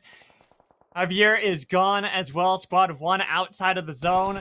Snipe God might be sniped down by Cheems, looking for, what is that, 13, then 14? Ugh. And Squad 22 trying to come inside the circle, but Squad 25 has the advantage. They always do, sitting up on this hill inside the circle. Cheems gonna land some shots somehow, but gets shot himself. Will be able to have some time to heal. Snipe God might still be taking a couple pock shots at 25 as trying to work into the circle slowly but surely, but you can see that Cheem having that sniper and having the might be difficult, even though Hero has a car to be able to work with. Take the over the car any day. And you can see Squad 4 lonely and just inside the circle. Might just get spotted out by Squad 22. They have the high ground, but they need to be worried about the Squad 25, who also has the high ground, but is inside the circle. Very dangerous position for them to be in, but there is a means of doing this, and it is to just land the shots you need and to push at the right time. Oh no, Squad 4 got sniped by Shiva, got spotted out. Squad 4 is gone. I was really hoping that Squad 4 was going to somehow work up towards the points and be able to survive. There's 3 squads. I think Squad 9 is the other one. A solo squad remaining here, hidden out of view from everyone else. No, it's one. All the way down there. Snipe God still surviving, trying to work their way slowly into the circle, but there's a long stretch of open road. You spot him. Shiva does not get the snipe there, but it's just going to pull out the M4, make it so Snipe God's not going to be able to enter the circle, and Shiva will get the kill credit. And with that, Squad 22 and 25, the last 2 squads remaining, Bad Guy goes down, and Squad 25 is now in a 3v3 situation. 3v3. They want to confirm the kill on a Bad Guy, but here come the smokes. They're all on top of this ridge. This is an awkward position to be in because you want to stay on top of the hill, be king, but then you're spotted out by both flanks, so you don't necessarily want to just put yourself in a position where everyone can see you. And you can see the smokes are coming out. Squad 25 has some breathing room. You can see how small this circle has gotten in this round 6. And this is going to be a very close fight. Whoever lands the shots first has a huge advantage in this final fight. And there's a knock for 22. Gonna be able to get 1 knock so far. 25 trying to see if they can push in. Got 2 members to deal with now from 22. And you got Cheems and Shiva who are on a rampage. They each got double-digit kills, and they want to get more. 22, they have no real angle to be able to work with. Acer is trying to see if they can push down along the side of the ridge, but it's the opposite that 25 went to. And Squad 22, they're chucking out even more smokes and more grenades. Squad 25, oh no! Ning gets knocked. Ning gets knocked. Hero was able to get 1 for them. Looking to see if Shiva might be able to get more. Hero was able to get resurrected throughout the entire fight, but Hero taking a lot more damage still from the side of 25. And all this time, it's Acer has been working slowly from the ridge on this flank of Shiva. Aspect might be going for the same play. Aspect does have the angle here, but Sheba doesn't seem to have spotted either of them out. He's surrounded but doesn't know it. Still has a little bit of cover, but once that smoke clears, I think this is going to turn into a bloodbath. Sheba and Cheems, the two leaders for 25 that are still alive, looking to see if they can continue to push up and find the position of 22. The shots come in. They're going to be able to get the knock on it. It's easier. They know where the flank is now. 25 have the position. Here come the shots raining down from above. The high ground belongs to Sheba, and he wants to make sure it continues to rain. Cheems will get one. They're looking for more. It is going to be the match for 25. Oh my goodness, Squad 25 out of control. Let's take a look at those kills. Oh my goodness. I saw some double digits. I saw more than one of those players that just popped off that round. Squad 25 dominating on Miramar. James and Sheba both with double digits. Insane plays from an insane team. Gotta imagine that they're going to be way up there. 44 and 43 points. That is absurd for two players to get that in one round. And you could see Cunning, even with 4 kills, provided so much support for his team. None of them went down until the very last fight against Squad 22, who put up an admirable effort, but it just wasn't enough. They took the low ground when they needed the high ground. And 22, they will come in second place. Aspect nearly getting 30 points still. That's the second time in a row we've seen the second place team, their top person nearly getting the same amount of points that's allotted for the first place. So well done over 22 for fighting valiantly, but 25, that was their game to play. And I'm sure when we get a look at the 1+ replays, we will see a lot of highlights from 25. Oh, unquestionably, as we look at these 1+ replays, you can see Squad 24 going to be moving in onto Squad 1 very early on, just a little too quickly, and Squad 1 manages to win it out. They were able to hold on strong, but we jump over to that long drawn-out fight. Big a great Molotov. from, it was 2 of them, I believe, from 23, where GTA and Boss, they thought they had a good position. It just, unfortunately, when you're all in one house and you're surrounded, your flank, there's nowhere to run, you're just going to burn. Krish couldn't do enough. And are we looking at the Sheba highlight cam brought to you by 1+? I think we are, as he continues to mow down every opponent he sees along with Cheems to make a complete show out of everything that happens. This one is the Cheems highlight, where it's like, we were talking about, okay, it could be even. Cheems is all by himself, but nope, just starts mowing down 21. They pop up, new contender down immediately. New contender eliminated. The last one for 21. Thought they were going to be able to make the hero play, but immediately Cheems is on it. Cheems was just so confident to move forward in that one, and that's exactly what makes a great squad, is the ability to move forward. As Pharaoh Hero, we saw him getting some nice shots and some nice knocks. Unfortunately, wasn't able to win that fight until Squad 13 showed up and completely took out those Squad 10s. Here's more from Cheems, long range. That was Aspect too. Imagine had that Aspect been eliminated earlier. This long drawn out fight that we see here on this ridge wouldn't have happened because there wouldn't have been a 22 to deal with. It would have been very tough, but let's take a look at top dogs. Unsurprisingly, Cheems takes the top. Sheba 1 point behind. Very good round coming out of this squad. Exactly. And looking towards other players, Mickey still towards the top this time around, getting 41 points in a different lobby, so they were able to win that one with 11 kills. Nicely done going in on round 2. You can always see some familiar names. Retry it, another one. Flex up there too. Are they continuing to have this dominance, continuing to have these plays where they're able to find these points and win?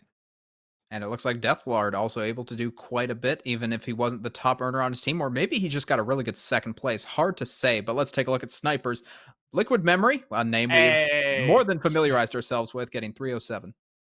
Not bad. Not as long as I think the last one. I think the last one was 351 or 370, something like that. So definitely a downgrade in round 2, but that's to be expected on Miramar, a smaller map than Erangel. Not too surprising to see that they weren't able to keep up with that. But I do want to see when we go over to the assist, when we go to the support one, who's really going to have the most assists. And it's going to be Cunning over for Squad 25 that we just witnessed. 7 assists. So definitely backing up the team.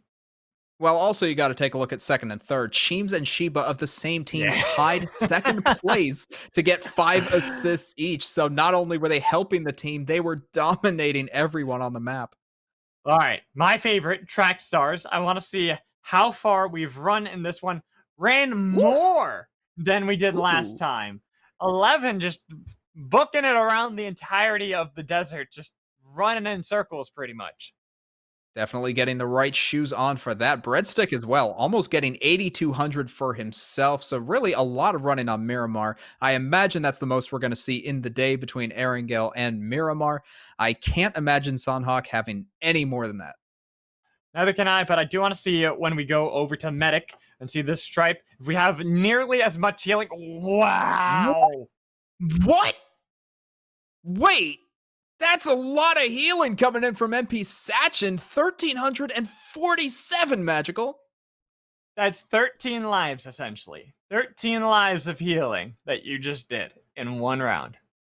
Is that the most I've ever seen? It might be the most that I've ever seen on Community. That's insane from one round to see. NP Sachin definitely been a tank, absorbing bullets, being able to heal up yourself and your squad.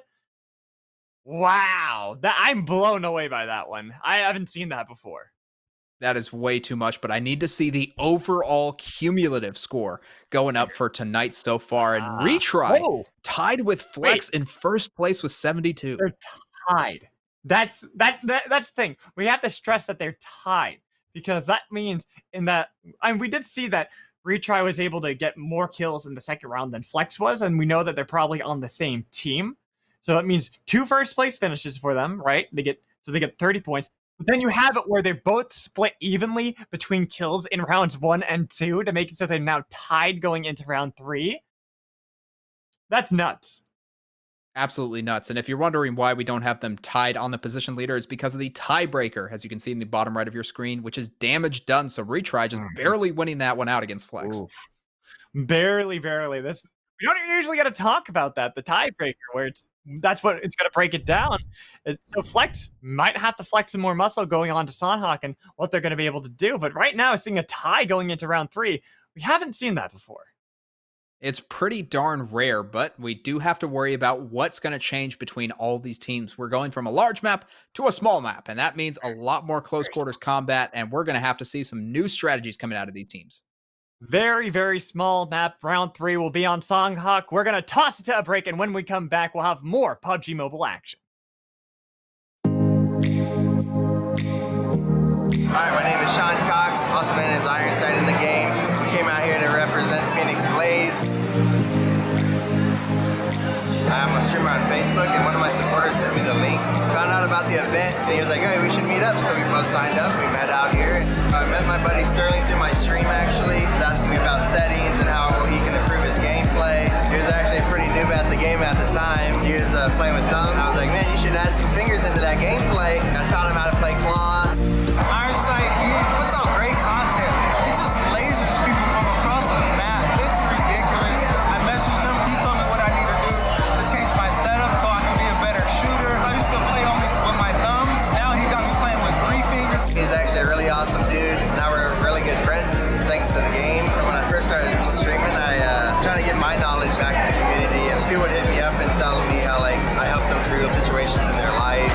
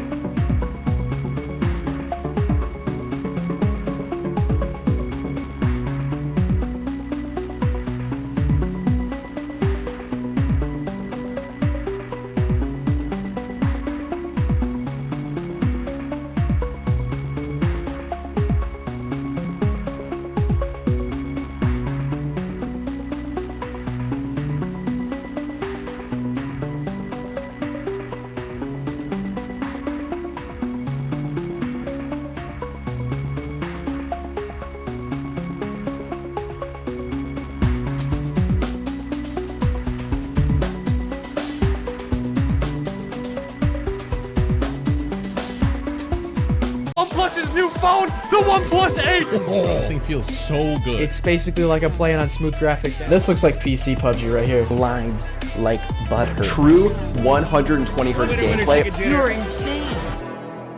Welcome back into Community Nights. Thank you again, OnePlus, for the awesome phones that you've given to us, as well as allowed us to be able to bring these awesome events to everyone out there who's playing PUBG Mobile, hopefully on their awesome phones.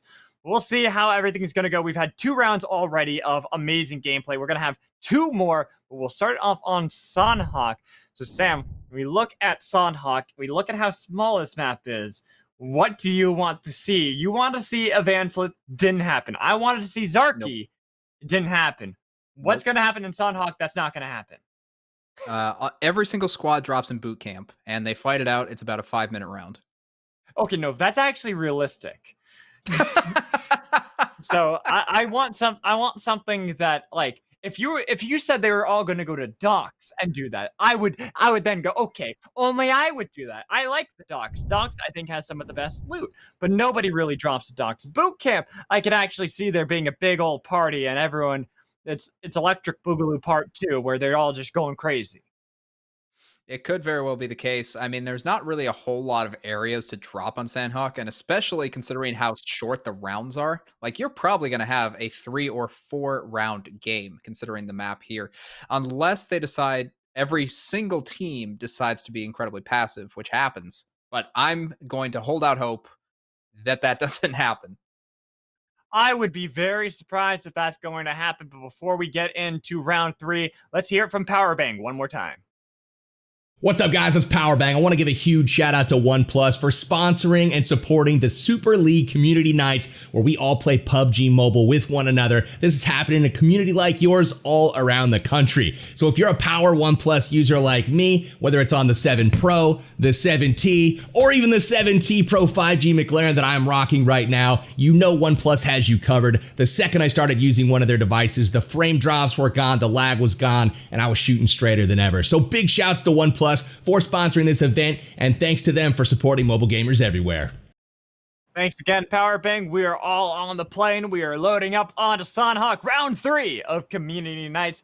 We're going to see if we're going to get the boot camp action that Sam wanted to. I don't see it happening just yet, so probably not going to happen. Sorry, no disco fever coming in at boot camp. Not quite yet, but it's looking like a west to east flight path along the center. So a lot of teams really considering the eastern side of the map from what I saw in the drops. I think Squad 1's going to docks too. Hey, respect. Yep. There you go. The only one. See, the thing is, docks, I like docks, but it's really far away from everything. There aren't any vehicles that spawn there generally. So usually you have to go to the cave system to be able to get something, or you have to go to those little village and those little huts right before it if you actually want to be able to then get to the circle that's going to be far away from you. But we did see at least 3 or 4 squads going to be dropping into boot camp itself, so at least some chaotic action going to be happening early on as we look at Squad 1 taking a little peaceful stroll around the warehouse in the docks. Squad 4 going to be firing onto Squad 16, getting some nice shots and the knock. Oh, no, not quite. No, nearly. It's not the knock just yet. Emma was barely able to survive. Snow Product knows that Emma is right there on the other side and is trying to see if they can push in on to Emma, but Emma's just holding it strong, not really peeking just yet. This ump for Snow Product is going to work really well in these tight fights. It's going to be very helpful, but there was some healing done. Snow Product pushes in and gets the kill. So that squad completely eliminated, and Squad 4 takes the bounty. Well, that's what happens, unfortunately, when there's too many squads at boot camp. You're not all going to be able to win. 4 are going to be able to hold on to at least their quadrant of it, while 3 still looting up for some time, while Solomon, I think, was all by himself. No, Squad 20 taken is there too. Pretty important to get good positioning early on. Squad 4 going to be looking at Squad 3, who currently has the high ground here. Squad 20 also trying to be the spoiler between this big battle of the full teams, but it's looking pretty unlikely considering the distance between them and how long it would take just to get for Squad 20 to get over to Squad 4 or 3. Oh, Salman was able to get the knock on It's Brian, so is going to play a little bit of spoiler for now, but now they know Salman is all over there in the corner by himself. A couple shots coming in from 3, trying to see if they can take down Salman. And it's looking like Solomon, with a very exposed position, will just be forced to hide up in that second floor, as Vicarant going to be trying to get up onto this roof along with his teammate and try to get some vantage on squad 3 as well. Suleiman gonna peek. Vicarant didn't actually notice Suleiman, who's now pushed up inside of this building. Should be able to at least notice soon. There it is. There it is. Gonna look for the grenade. Oh, he trade away just as the grenade was about to go flying. Sometimes it do be like that, as we do see enemy and hero going to be picking up some loot for themselves. So far, just some low-tier shotguns. Nothing that's really going to be winning a fight. Garant looking for the push onto Suleiman. Was spotted out. Suleiman getting some good damage, at least for now, until we see Vicarant try to at least get a better position than holding up by the sandbags. Gonna be close. The grenade has been cooked from Suleiman. Will be able to land, and Vicarant takes about 2/3 of his health. And Vicarant, you gotta be a little bit more careful there. You gotta know that the sandbags aren't going to provide that much protection, and Suleiman will have to fall back, knowing the rest of the members, the cavalry is here for squad 4 to back up. Taken all the way over there on the hill, though. Did they spot out? Yes, they did, because they know one member got knocked down, so they got to keep their eyes on their backs. Taken was able to get Vicarant down at least. Well, that's what happens when you have a very specific set of skills designed to make lives of I knew you were Squad 4 say very that difficult. eventually. Yep, I knew you were going to say it eventually. I kind of set it up. I'm like, all right, when's this going to happen? When's it going to happen? Snow Product and Wiseman now being a little bit more careful. Liam Neeson up there in the trees, up in the hills, trying to see if they can fight. With Suleiman still inside of the boot camp, we get to see where the circle is going to go. Pretty centralized. It is. Yeah, it's Sunhawk. It's very unlikely that it's going to go too extreme, especially the first circle. Definitely will require some teams to fight, but Liam Neeson does have to look out. His arch rival Goku going to be showing up right behind him. May have to be a little careful here. It's Brian as well, trying to see if he can get down the Raz Al Ghul from here. Won't be able to. I don't remember reading that in the comic book series on Liam Neeson's life. That Goku was his arch victim. No, I mean, Goku was there. I'm talking about Goku, not. I got what you went with the Raz Al Ghul. That was the first that was Batman Begins. I loved that role he played. It's good. It's real good. Really good. If Goku had shown up in that movie, would have been cool. If Goku showed up in that movie, would have been lit. I can't even like process what you're saying here, Sam. As right now, Snow Product got a little bit of damage onto It's Brian, who had been knocked earlier. Oh no! Getting knocked again! Snow Product barely able to tag him as he jumped back down into the building. And with that, It's Brian will be able to get a res off, but Squad 4 knows that they have the moral victory at the very least. Soul Taker also running around to provide cover, and Squad 20, Taken, still very much in the wings, has rotated around this little valley here and will be able to get some high ground in the mountains. So again, this big old fight as Romana was able to get the knock onto Snow Product. Probably going to just execute the kill, say no vision for your team here in the shooting range. Romana trying to heal up. Knows Wise One is nearby. Did you get the vision, though? Have the barrel out. Wise One! No! Oh! Goku, was that you? No, it wasn't. It was Duck King who was able to find the kill. As we jump over to another fight, I think that was Squad 1 getting eliminated by 23. Our Doc's brethren are gone. And Squad 23 looking pretty strong, going to be able to keep full health bars after that fight, so really getting all that they wanted and more out of this loot, and also maintain themselves inside the circle right at the edge, which is a perfect position for that first round one. I'm waiting for when there's a fight later on and Oppa's a part of it, and you just scream, Oppa! It's going to happen. I know you too well. I don't get it. You're going to say it. I already know. It has nothing to do with Goku, so I don't know what even you're talking about. Yes, but it has to do with bad jokes and puns and stuff like that, and you are a big fan of that. So I know how you work. It's true. I know the inner tickings of the cage in the rage. It's all talkings from here. Oh my goodness. Ducking trying to get the low ground here as he pops his head up, might just show himself, but let's take a look at the full map picture and see what's going on. Squad 12 and 21 just barely outside the circle. Yeah, it's still pretty centered though. Not really trading as much as we'd expected. Feels like these past 2 rounds have been really centralized circles. You usually see some polarization, some edge that's kind of cut out, but neither in round 2 or 3 has that really happened.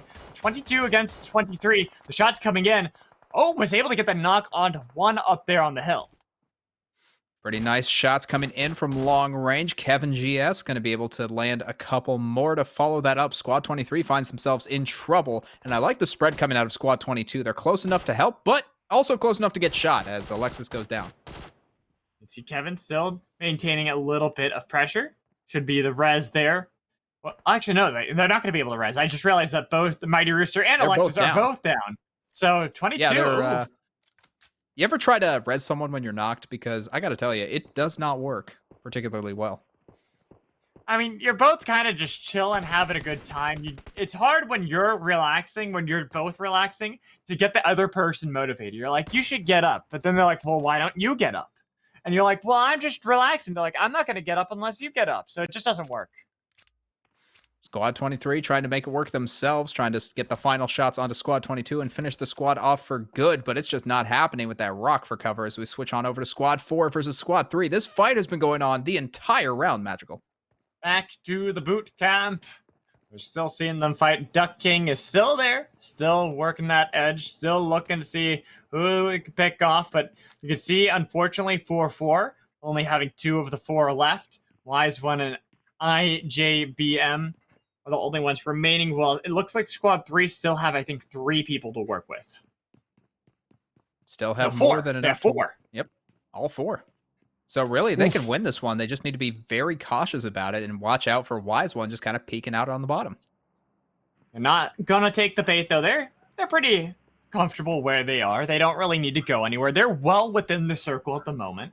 It's not like they're getting pressured to leave. They've gotten really good loot so far since they are in boot camp, one of the best places for loot on the map besides maybe Paradise Resort or even the docks. So right now, just kind of seeing... Ooh, what's up? I was saying I like the shot coming out of Romana. Just good positioning against Squad 4. IJBM has no means of even peeking at this point because the AKM could just completely eliminate his health bar. Exactly, and you can see it's Brian Soul Taker still holding on to the roof so they can see if anybody is joining in, a new combatant and a part of the fight into the boot camp. They're not having to worry about other people maybe taking place. They're just kind of keeping their eyes on IJBM and Wise One. Even though Goku has been playing with those hills for a while, it's been like, yeah, it's not really for me. Yeah, he was looking for Snake Way. Unfortunately, didn't quite find it here on Earth. Needs to die before that happens. Squad 19, in the meanwhile, going to be able to get the res off onto Waleed, keep himself alive. And 2 members of Squad 21 are looking right at the rock, so not the best position for the resing squad. Knight and Maya looking to see if they can get a better position on Squad 19 as we jump back to Duck King.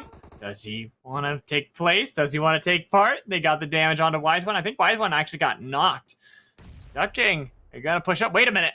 Kung Fu Panda? Hello? What? There's a new That's one a crossover. joining into the fight? That's a crossover and a half. I guess Kung Fu Panda and Goku are going to take place in this, but you can see right there, Squad 10 as well, getting forced in by the circle. Wise One will get res by IJVM, but Squad 3, even though Soul Taker barely is going to survive as well, still holding on to this building.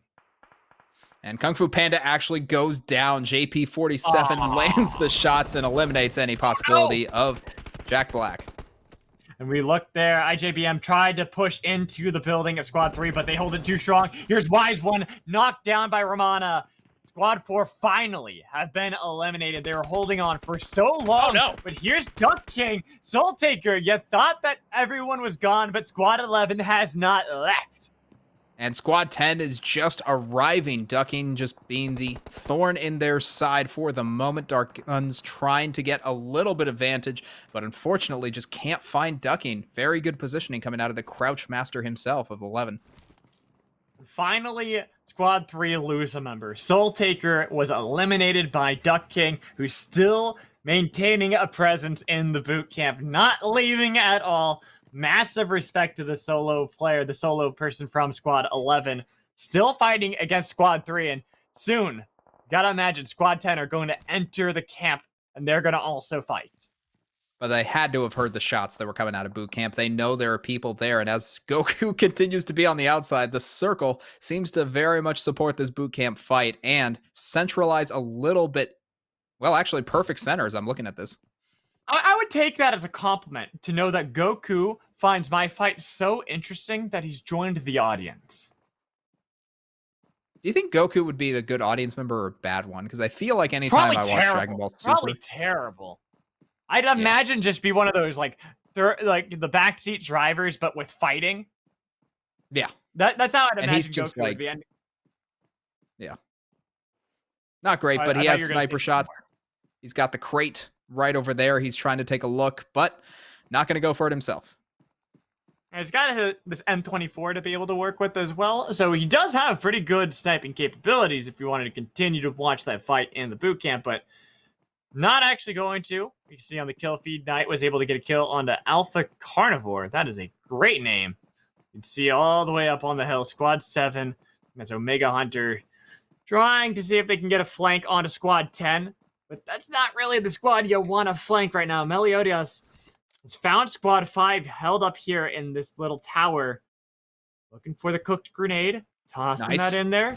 Gonna be able to get it. Nice! Oh, it does get the double knock with the grenade. Push up, execute the kills. GG, well played there. And you can see the last member of Squad 5 that is remaining outside. Can't fight back. It's all gone awry. Behind the tree, the shots rain down. Meliodas will be able to take out Donut Choppers. Donut Choppers, he thought he had good positioning there, but seeing two of his squad mates get grenaded, I think must have broken him mentally, because there's nothing you can do about something that bad happening. That was a beautiful grenade out of Meliodas to be able to get that. And now Duck King looks for Romana, gets the one knock, looks for two, Squad 3. You forgot about the Duck King. Quack, quack, he is king here in the boot camp. Looking for another, but he couldn't get it. Nearly gets the wipe on a Squad 3 solo. And Squad 7, speaking of solos, will be by himself. Omega Hunter goes down completely to Squad 10, who is out of control. Delta, yes, we've seen him before. Might just be able to be good to his name and get the shots he needs. But for the moment, Squad 10 is moving out. They're looking for Squad 8.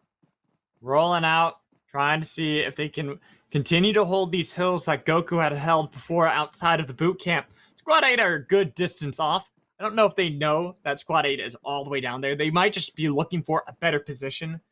Since up here in the hills, they could be flanked from behind. They're worried about the boot camp. They've heard shots fired in there. They don't realize it was just one squad fighting against a solo person, but they still heard a lot of shots, so they're expecting more carnage. And 3 seconds until the circle closes in, so everyone just trying to make their way into this open field. Not too many buildings to work with. Goku in the middle, trying to get everyone's energy. Might just find himself a little bit of cover. Gonna spirit bomb this entire circle right now since nobody else is inside the circle. Well, we're seeing Squad 8 try to roll out, try to run away from 23, but there it is! Kablooey! The vehicle is down. The kill for 23. That's something I know you enjoy, is seeing a vehicle blow up and someone dying in the carnage. Hey, Magical.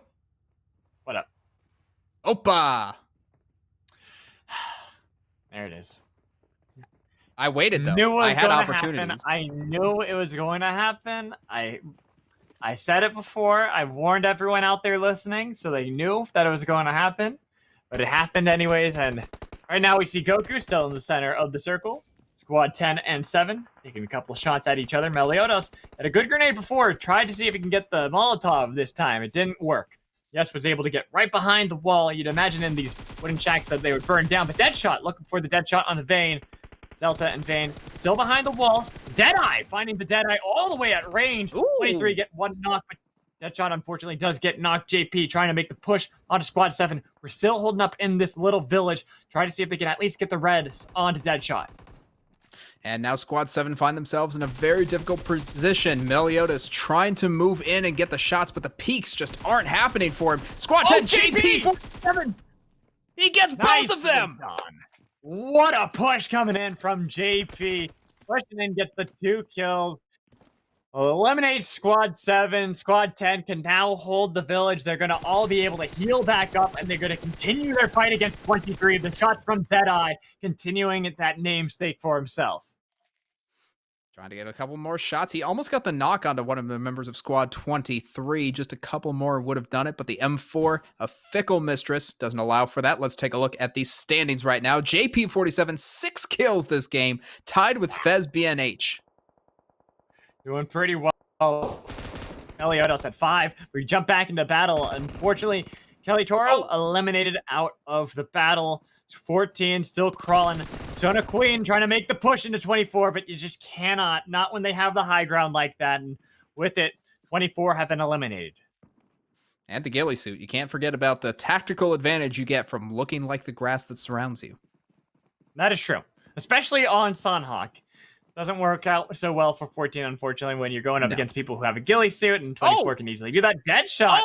Get shot by Romana. Nicely done. Are they going to be able to execute the kill? They're trying to, that's for sure.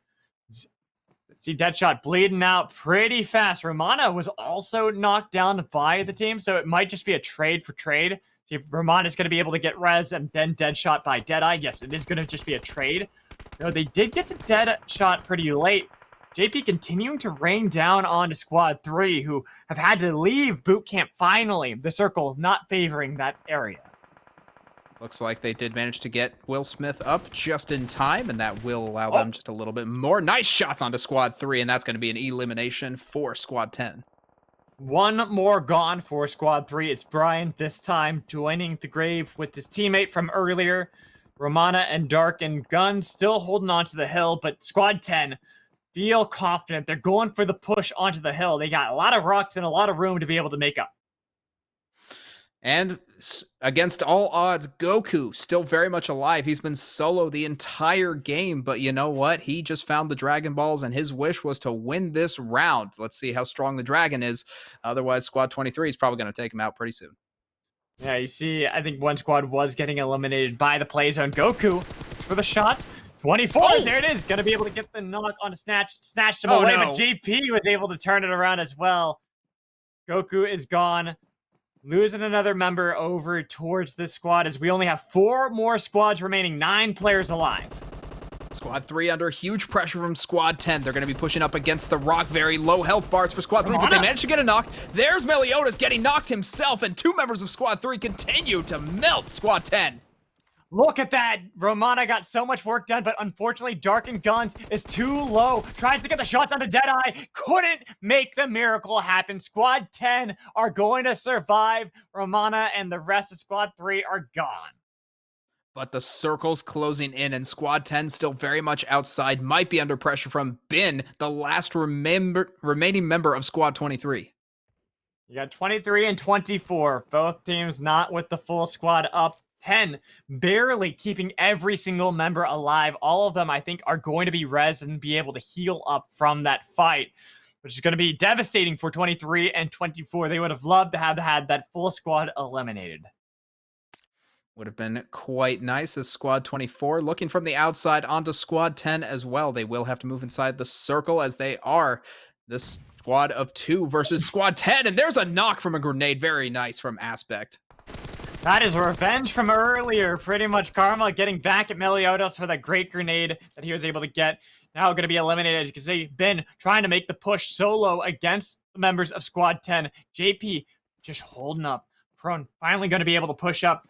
Has been looking for the grenade, but does not know exactly where JP is. And it's 1 against the world. This isn't looking so good. And it's JP who has, what is that? I think 7 kills? Yeah, 7 kills right now against Vezvin, who has 8. Going to be close to figure out exactly how this goes. You can see Ben trying to throw the grenade. His last hope doesn't manage to hit anything as Squad 10 also misses a grenade at the same time, and JP around the side might just get the final kill. Looking for the push up. The shot coming in from Ben, but it wasn't enough. Squad 10 going to be able to take round 3. Very, very close coming in from Squad 23, but it was a sheer numbers advantage from Squad 10. They took over every area they came in for. They went for the boot camp. They went around the map to the circle, and they never lost a single member. It was well done by them. They're going to be able to get the lion's share of the points. JP especially leading Squad 10. I mean, Meliodas had an amazing grenade that we saw, but you got to look at JP. 8 kills there at the end. While Ben might have been tied, You gotta be able to get the victory for your team. Your team got eliminated pretty much entirely by the play zone. Squad 23 did not have the position and did not respect how far they were from everything. Very, very close, but I do respect the 8 kills coming in from Squad 23, specifically BNH, as well as the 5 from PPA Toon. Very, very close. Unfortunately, when you lose so many members early on, I think it was round 4 or 5 that they lost most of their squad, you can't win those final matches. No, we got to take a look at the 1+ replays. I'm hoping we got to see just Duck King a lot more, because that was a great final last stand here. Romana shows off that why Squad 3 were able to win boot camp at the first place is because Romana was on fire, a hot shot indeed. It was pretty darn close. You could see Squad 3 just able to get the high ground and maintain the position inside that giant building. Here's the double grenade. I could watch that all day. So good. So good from Elionos. Make sure they can get the kills. Then Donut Chapas, who's hanging out around the outside. Unfortunately, this is why you don't all group up in a place that's easy to toss a grenade. Duck King here. This nearly stopped Squad 3 and nearly got Duck King to be a solo victor of boot camp. Very close. Unfortunately, just a little bit early on that push out, and he lost all his health getting those 2 original kills. Here's the one highlight from Goku. Finally made the play, finally no longer a bystander, but then on the other side, snipe immediately onto Goku once he finally showed up. And in the final 1+ replays, the final fight, 2 members rushed Squad 23 and BNH just had nowhere to go. And this time where we don't see, no one person in our lobby had double-digit kills. Everyone was pretty much single-digit, while JP will be able to get 38 points. It wasn't the 40s that we'd seen in rounds 1 and 2 from one player. So it's going to be a lot more even when you come to the total top dogs after all this, when we calculate everything up. I'm also not seeing some of the top dogs that we saw from the totals coming in from last round, so I'm curious to see what happened to replay and if he managed to get a bad placement this time, because that could really hurt his chances for winning out the day. Exactly. I mean, of course, multiple rooms, multiple things going on per round, so they might not have all concluded. We might not have all the points. Keep that in mind. That is always a possibility, but we are looking at what we have now. So snipers, of course, this is what we expected. We expected it not to be at the top, like, compared to the others. And you could see at the very top, 259 to 259 Magical. They were identical distances in order to get those kills. We almost never see ties, and that's why down in the corner you see it, tiebreaker equals damage done. So means that even though you had the long snipe, one person, your target might not have had, say, a helmet, or they might have only had a level 1 vest. And that could be enough. Could very well have been the case, but let's take a look at that next superlative, because I know you're excited about it, Magical. The assists coming in for the support. As you can see, Goville getting 4, and several members did manage to get 4, but again, very low kill round coming in off Sandhawk. It was definitely more spread out, but that is kind of expected from Sandhawk, because it's so close. There's so much more early skirmishing. Doesn't mean that there's not going to be like a lot of kills. It just means that it's going to be spread out between more squads, where you're going to have earlier fighting.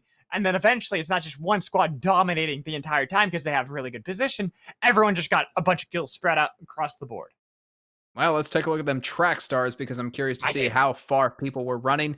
5,000 to the winner, Jin Hanan. So again, not really surprising, about 3 kilometers less than you would expect from the bigger maps that we've seen tonight. Right. This is more kind of what we expect. Still very far, mind you. Jin Hanan was able to still go a very far distance, but not nearly what we saw in Miramar and Erangel. Don't expect Vikendi to be that high compared to those two as well. Probably more comparable to this with Nathan Drake, about 500 meters less. So still not too surprising to see this for his track stars. So let's move forward to the next one, the next stripe that we have, which is going to be the medics. Okay, this is more realistic. Well, still damn high for the top 2, NP Sachin again with a huge amount of healing, not nearly to the degree we saw in the last round. It could just be because of the chaotic nature of this map. There's less fights that you can get into because a third party is always around the corner still. Very well played by him, and to get medic twice in a row means he's very much focused on this superlative. Definitely working on healing up, trying to get back into the map, which gotta respect a little bit. You're constantly being able to duck, dip, dive, dodge out of the fight. get back into it. You see second place still having 900. Third place way down there, Nathan Drake at 500. So it shows you the disparity that can happen. I think we got one more thing that we can look at. One more of these, which is going to be the overall leaderboard. You can see Flex and Retry are still there at the top. Flex has usurped the title away from Retry, where they were tied last round. But you can see they had, I think, 70 points at the end of last round. So they only got 26 and 24. Yeah, so it was not. So they definitely didn't get the first place like they didn't get round 1 and 2. But that's also not necessarily the worst. They've gotten 2 first place finishes in 3 rounds. That's really good. That is pretty good. That also allows for another person to show up. Alexander, 92 points, only 4 away from the title, the overall leader of Top Dog. I'm curious to see how that folds out. But we got more PUBG Mobile to play. We do. I will say respect out to Alexander, because we definitely have a race for the top of the overall top dogs. We'll find out who is going to be able to take it after a short break. When we come back, we're going to have round 4, the final one, and we're going to Vikendi. My name is Alan, and I am Vegas King. Been playing PUBG now for over 15 months. It's the community night hosted by Super League Gaming and David Busters. Just excited to see what happens with this. PUBG Mobile is one of those games that you can play anywhere. It's accessible to everyone.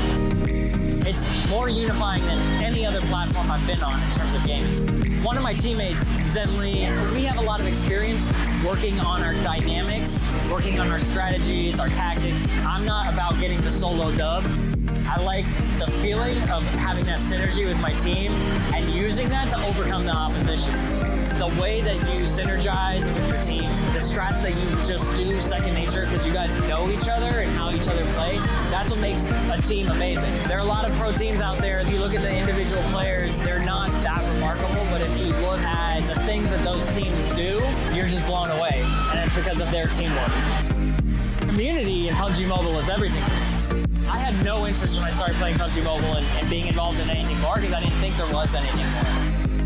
I made some friends online. We started a little clan together. I created a server for my team. I ended up just getting really excited about meeting all these people from all walks of life and doing things in PUBG Mobile that I did not think were possible before I got involved in the PUBG Mobile community. This OnePlus phone, this is the phone I got into streaming with. I've always loved OnePlus. That's why when I decided to get another phone, I didn't look at any other brands. I see that OnePlus is doing amazing things with their hardware and with their software. Probably the best gaming phone I've ever had. This is like the best night I've had like this year. I'm gonna go home, go on stream, and be like, OnePlus gave me a phone. I just want to say to Super League, this has been actually an amazing night. I'm looking forward to all the awesome stuff you're going to start doing in the PUBG Mobile community in the future. Thanks for hooking it up with OnePlus. You guys actually rock.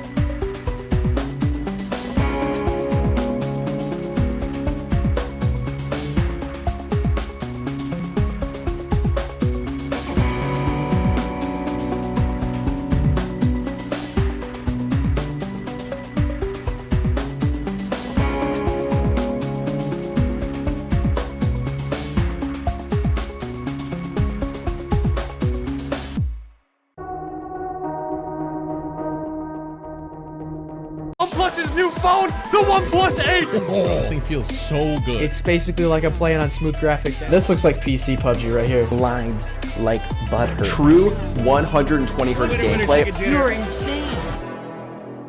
Welcome back to Super League. We're here for Community Nights. It's round 4. We're going on to Vikendi. I hope you're all bundled up and nice and warm, even though it is summertime. So actually, that doesn't make sense because it's going to be hot, but it's going to be cold.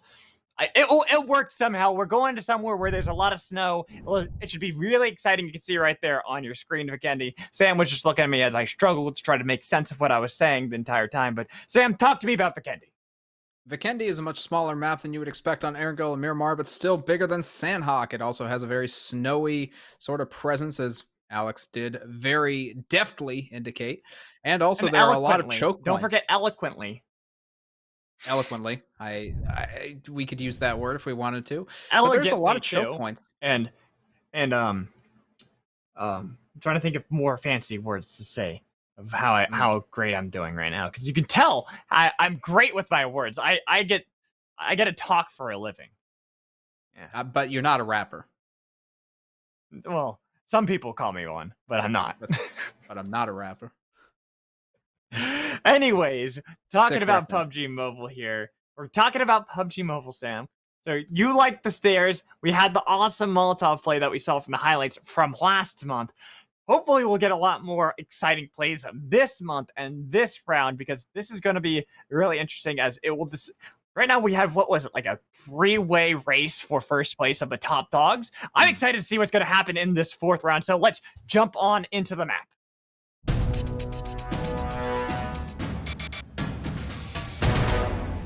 And taking a look at Squad 17 coming in, Maniac. Going to be trying his best to come out on this one. We saw him in round 2 doing a lot of work on Miramar, but Vikendi, definitely a different vibe to it. Even the colors are different, so maybe that throws off your aim just a little bit. It's snow. Yes. What color do you want the snow to be? I'm saying it's different than sand. That's all I'm saying. Yeah, but not by much. It's just white. It's, wow, it's rough and coarse, and it gets everywhere just like sand anyways. Except it's cold, too. So technically, really it's funny worse. Is if they go up, they're like, is it snow? One character or one player picks up the snow, licks it, and it's like, no, it's sand. Looks directly at camera, because that would be dumb and awful to put in any sort of media, including a movie. I was like, why are you... Like, I was making a prequels joke, and then you just suddenly took it off into left field, and you started playing, like, rugby or something out there. We were playing baseball for a bit, and you're like, nah, we're doing this now. It's more like baseball and cricket, where you could see the similarities, but at the same time, they're completely different. No, see, that's why it's important. rugby, because it had no similarities. There was something there, but Chicho trying to find some similarity in his bullets. Nice. Fahrenheit. Very nice shots. Able to eliminate a couple members already of squad, I think 25 right there. Not fully wipe them out, but looks like Cookie bleeding out inside of this farm. The barn, no, just right outside. They're going to be able to make sure to make quick work of Cookie. One more kill. A lot more loot for squad 11. Only having the one member of 25, Icy. It's an appropriate name for this map, but unfortunately, Icy about to be iced. Trying to stay frosty by running away, but unfortunately without gear, that's not going to do you much good, and especially by yourself in this full lobby coming in. Still 25 teams up with 86 members left alive. Squad 5 might just look to push in onto Squad 11. They got to chill out, wouldn't you say? Are we just going to continue to make it? I was like, are we going to continue to make this joke? Oh, the shots coming in from Alex right here, Squad 5. Having to go prone. Looks like a cool smiley face kind of thing over there, using those characters. As Alexon took a lot of damage there. Gotta be careful. Only having the micro Uzi pushing in towards the house. High Scorch takes a lot of damage, but out of the clip, needs to reload, and there it is. Gonna be knocked down. And that's going to be Squad 11. Now one member less. Squad 5, still 2 full health members, going to be looking out to see where the rest of 11 is. Oh. Looks like 11 also gets another knock. One person left alive. Checho, the last hero standing. Oh, no, that's not good. They did so well before. They got rid of Squad 25 for the most part, except for Icy, but Squad 5 show up into the fight. Nobody has the greatest of loot, having this for Checho, looking to see if they can save the team, but could not find High Scorch or Smiley Face over there. Squad 5 might be able to finish off the other members of Squad 11. Hopefully they'll be able to find him soon. Otherwise, that's going to be some more health knocked off, and that's just resources down the drain. Checho trying to see what he can do with this third-person perspective, but it's not happening. Molly. The Molotovs are coming in. This house is getting hot. It is, but Checho is right there on the outskirts, gets a lot of shots on the Smiley Face, but the shots are returned from the Micro Uzi, and there it is! Squad 11 eliminated. They got those early kills, a couple early points, but they will get none further. And now cutting over to the XT cam, in case you were wondering this entire time, that is our spectator. Brooks just got wasted there. Squad 18 doing a great job, just like our observers and all the people behind the scenes that have made this stream possible today. Indeed. Gotta give the shout out to them. They're doing a lot of work giving us all these awesome angles so that you and I could just yell at the games. They're actually doing most of the work. We're just talking about PUBG Mobile and having fun while they're like, okay, we got to do this. We got to get these cooler camera angles, and we have to make it so they can actually see the game and make everything work. And we're like, yell, yay, loud noises. Whack B's trying to run at this point, just trying to sort of skim the circle, see if he can get a little bit of advantage on the high ground. But for the moment, he's just kind of out in the open. Hopefully no one sees him. You ever try to run in a snowstorm? It's not easy. It's not easy at all. Oh, okay. So rounds 2 and 3, the circle was dead center. Finally, we have a circle that's polarized completely towards the east. And that's going to mean chaos as the center of the map tries to push east, as the west side of the map tries to push east. So a lot of fighting going to happen as we get towards round 2. I imagine this one will be decided relatively quickly. Might be running towards 14, 18 off there in the distance, still trying to loot up. No squad nearby, actually, no squad left. The rest of the squad for Squad 8 has been eliminated, except for Wackby, so unfortunately, he'll be the only surviving member, hoping to be able to run in this snowstorm away from all the problems, but unfortunately, the problems will eventually catch up with you. Just like the frostbite, as Wackby continues in towards the circle, decides that Squad 14 just ain't worth it. Not at the moment. Jump over here to Squad 15. Just going to get a little bit of loot. Squad 16 nearby, but not really going to be able to put up any sort of fight here at Trevno. Waiting to see what's going to happen. Squad 16 kind of look in the wrong direction as well. Surprised to see that there's anybody this far out, since it is such an eastern circle, while Trevno is more on the northeast side, and you could still get to the circle easily. It's pretty far from what you consider a good position, but 16 fighting with 5. A couple more shots coming in. Will be able to get the knock. Probably going to be able to get the elimination too. And Vicarant, the last member left alive of Squad 16, thinks about going over to Squad 15 and seeing if he can try his odds against the 3-man or 4-man, I should say, of the enemy, but instead just kind of crouches down, rethinks what he can do now. Instead, just slowly crawling through the house, maybe going to crawl downstairs, try to see where Squad 15 are. Noticing that they are nearby, they could take shots, looking for it, looking to see if they can line it up. Unfortunately, FaZe was able to get away. And Vicarant also wisely decides not to take those shots just because that gives away his position, and Squad 15 are more than thirsty enough to be looking for one single person standing out in the crowd. Yeah, you got Squad 16. You also got Squad 3 there, just hanging out in the bay of Trevno. So you get a jump over to Squad 19, who have just won a fight, it looks like. And out in the wilderness, going to be able to take some of the loot off of their victims, put themselves in a better position. Jun here was taken pretty low, so they definitely need to give some more first aid kits over towards that player to be able to survive. Man, God, just seeing that circle, that is definitely what we were expecting to see eventually, a very extreme circle. And Cement Factory, probably going to be a contested area after a while, but no squads towards that area except for Squad 8. So if anyone else manages to make it over, that's where the true fight is going to happen, as it looks like up northeast, 3 squads still fighting it out over in Trevno. At least for now. I don't even know if it's so much as fighting as Squad 3 and 16 are waiting for Squad 15 to leave. They're waiting for the the scary monster to go away so they can get out from under the blanket. Yeah, it's looking like a difference of genres going on right now. Horror movie versus FPS, and Squad 15 definitely the ones in the driver's seat for the moment. They're looking for a vehicle where they can get away, possibly get a better position on the circle. But switching over to Squad 6, they're fighting against 23. Trying to see if they can get some shots here. Oman was taken pretty low, but should be able to heal up as well. Squad 6 still in a good position here, right outside of town, to be able to try to see if they can snipe a couple more kills, a couple more hits onto 23 before actually going for the full push. And this is exactly what you should be doing. Playing it slow. You know you have the circle. You're in Podvosto, sort of towards the center east on the map against Squad 23, and you can get the high ground, which is super crucial in winning these fights. We've seen it all night, all 3 rounds. Many of them come down to who has the high ground.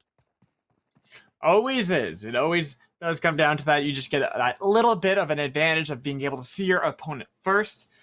Right now, Salon looking for the snipes. It's pretty good 4 times to be able to snipe out Oman, but Oman thinks it's how you go, thinks better of it. In cool play, unfortunately, with the Thompson, not really going to work out for that kind of fight. See Alexis here with an AKM. Vikrant, finally, Squad 15 find out where Vikrant has been through a Molotov on the stairs, says, go away, scary monster. I don't want you here. At the same time, he's chucking grenades. They're chucking guns. Yeah, exactly. The bullets are flying. There's the push coming in. The knock, though, from the grenade. Vikrant, you gotta keep fighting. Unfortunately, couldn't. There's the kill for Dragon. 16 are eliminated. And it's looking like Trevno has been won, but very hollow victory considering you have to leave town immediately in order to get inside the circle. Kevin GS, in the meanwhile, trying to get inside this building. Maybe try to push Squad 23 out of the building they're hiding in.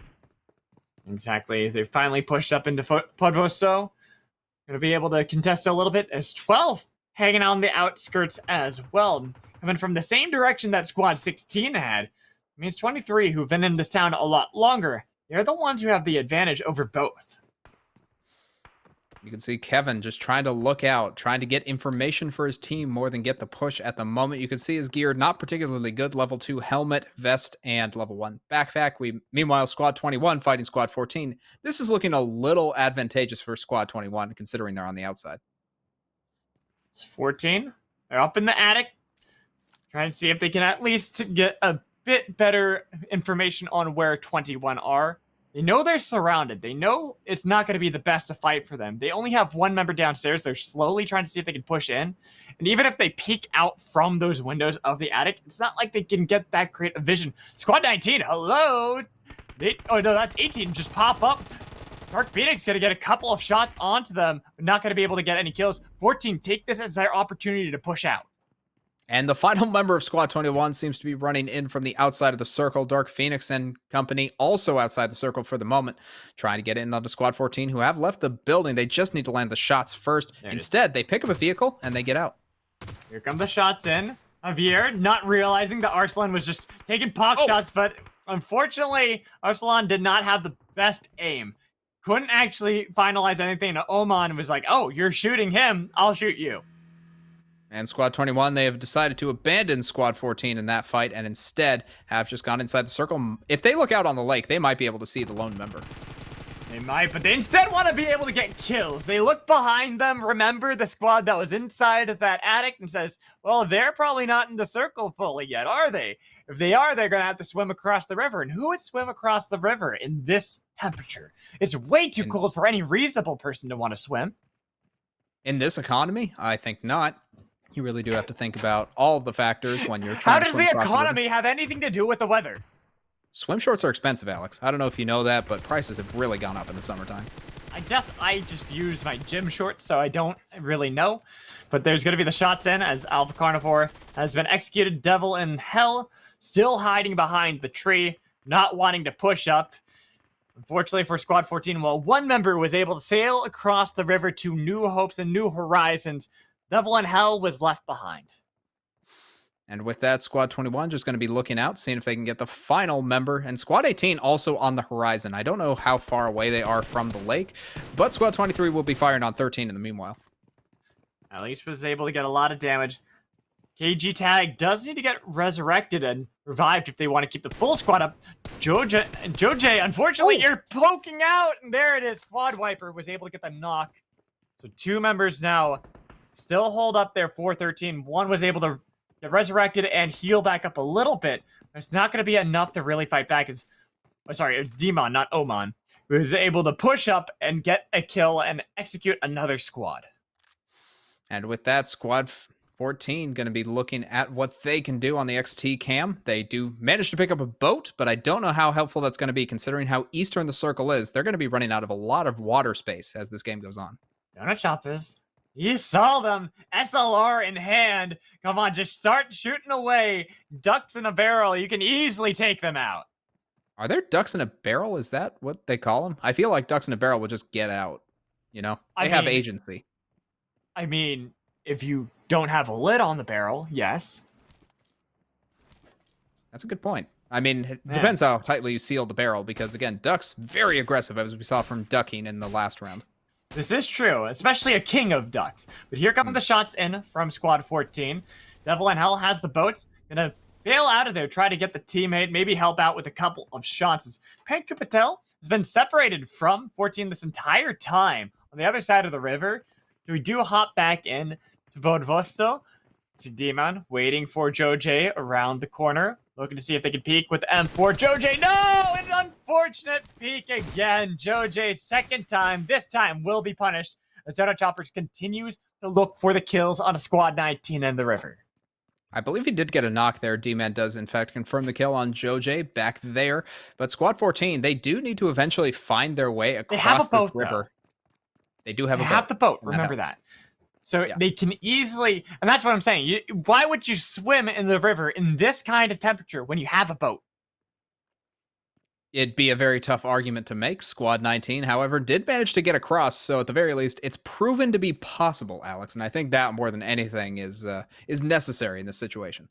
I mean, then again, I guess I shouldn't be talking. I've gone swimming in glacier waters before. Oh, okay, well, unfortunately there for Fiji, on top of the roof was spotted out, and Quan Deadshot easily going to be able to find his first kill of the game. And with that, Quan Deadshot going to be able to pick up some loot for himself. Squad 23 still in a very good position. They did lose G-Tag just a little bit ago, but with 3 members still alive, they can make their way across the river. Hopefully not too much damage. Ooh, hate to see it. Yeah, you always do, and they are going to swim across the river. Another squad saying, you know what, it's okay. We have, what is it, like the full body suits that keep you nice and warm, I guess, underneath all their clothing, so they're not actually that cold when they go swimming there. So we continue to see the circle pushing more and more towards the east. Still kind of around the cement factory, but keeping hot springs there too. Hot springs, that sounds nice in this kind of weather. It sure does. We could go for a filler episode there right now, but I'm surprised Cement Factory hasn't been taken over quite yet. Every team avoids it, despite the fact that it is inside the circle, and there is some loot there. Come on, guys. Pick it up. 21. They're nearby Squad 19. I think they heard the vehicle on the other side of the hill, too, so they're playing with caution as they push up on top of this hill. Squad 19 still holding on to some of these tents, making it so it's not going to be an easy journey for 21. Going to be very rough in the gray, as we do see Squad 21 trying to push into Squad 19. They know that there was someone that went down, so that health must be low, and that's why Squad 21 seems to have the idea, we can push in right now. We can take these 10 buildings that are available right now. Sukiko over there, pushing inside of the house, while the other members are kind of out, holding on to some of these lean-tos, what they can get, what kind of pressure. The shot's in. Ice Smart, unfortunately, is going to be the first casualty, but they're going to be able to throw it right back onto Sukil. Looking for the push. Pittsburgh gets the shots. They are way better. 1 health for Pittsburgh. Oh, and there it is. Going to be turned around by Squad 19. The fight back and forth between both of them. It's 2 versus 2 right now, as 2 members are full health on both sides. Oh, there's another knock coming in. That's going to be a 1 versus 2 now. Squad 19 very much in control. You can see this, June trying to flank around. They know where he is, but unfortunately, 21 jump into the awaiting arms of 19 right outside of the window, and that is going to be Squad 19 winning the fight. But there's always a third party you have to worry about, Magical, and sometimes it's a third and fourth party. Is Team 4 going to be taking out Squad 14, but they are outside the circle, and on round 3, that really starts to add up in terms of damage. It is going to start hurting a bit more. Just so right here, gonna at least get a little bit of the loot. Squad 14, our squad that was trying to fight on the river, who had the boat. Unfortunately, they just couldn't hold up any longer. They went into the wrong house, and just occur now going to be able to take that loot, go back into the circle. It's not too far away, and while it is a good chunk of damage onto Jesso, it's not going to be enough to actually warrant any further plays. Not in the slightest, and now we take a look at the circle. It has gone a little bit north this time, but Cement Factory's still there. Hey, everyone, the Cement Factory's open. Anyone? No hot springs, though. I wanted a hot springs episode, man. That's what I wanted. Right now, Squad 19, like you mentioned before, Squad 18 are starting to push up onto their location, so a little bit of back and forth in exchange of damage between the two squads. Sukilkill did actually die through the last fight against Squad 21, so it is only 3 members now remaining for 19.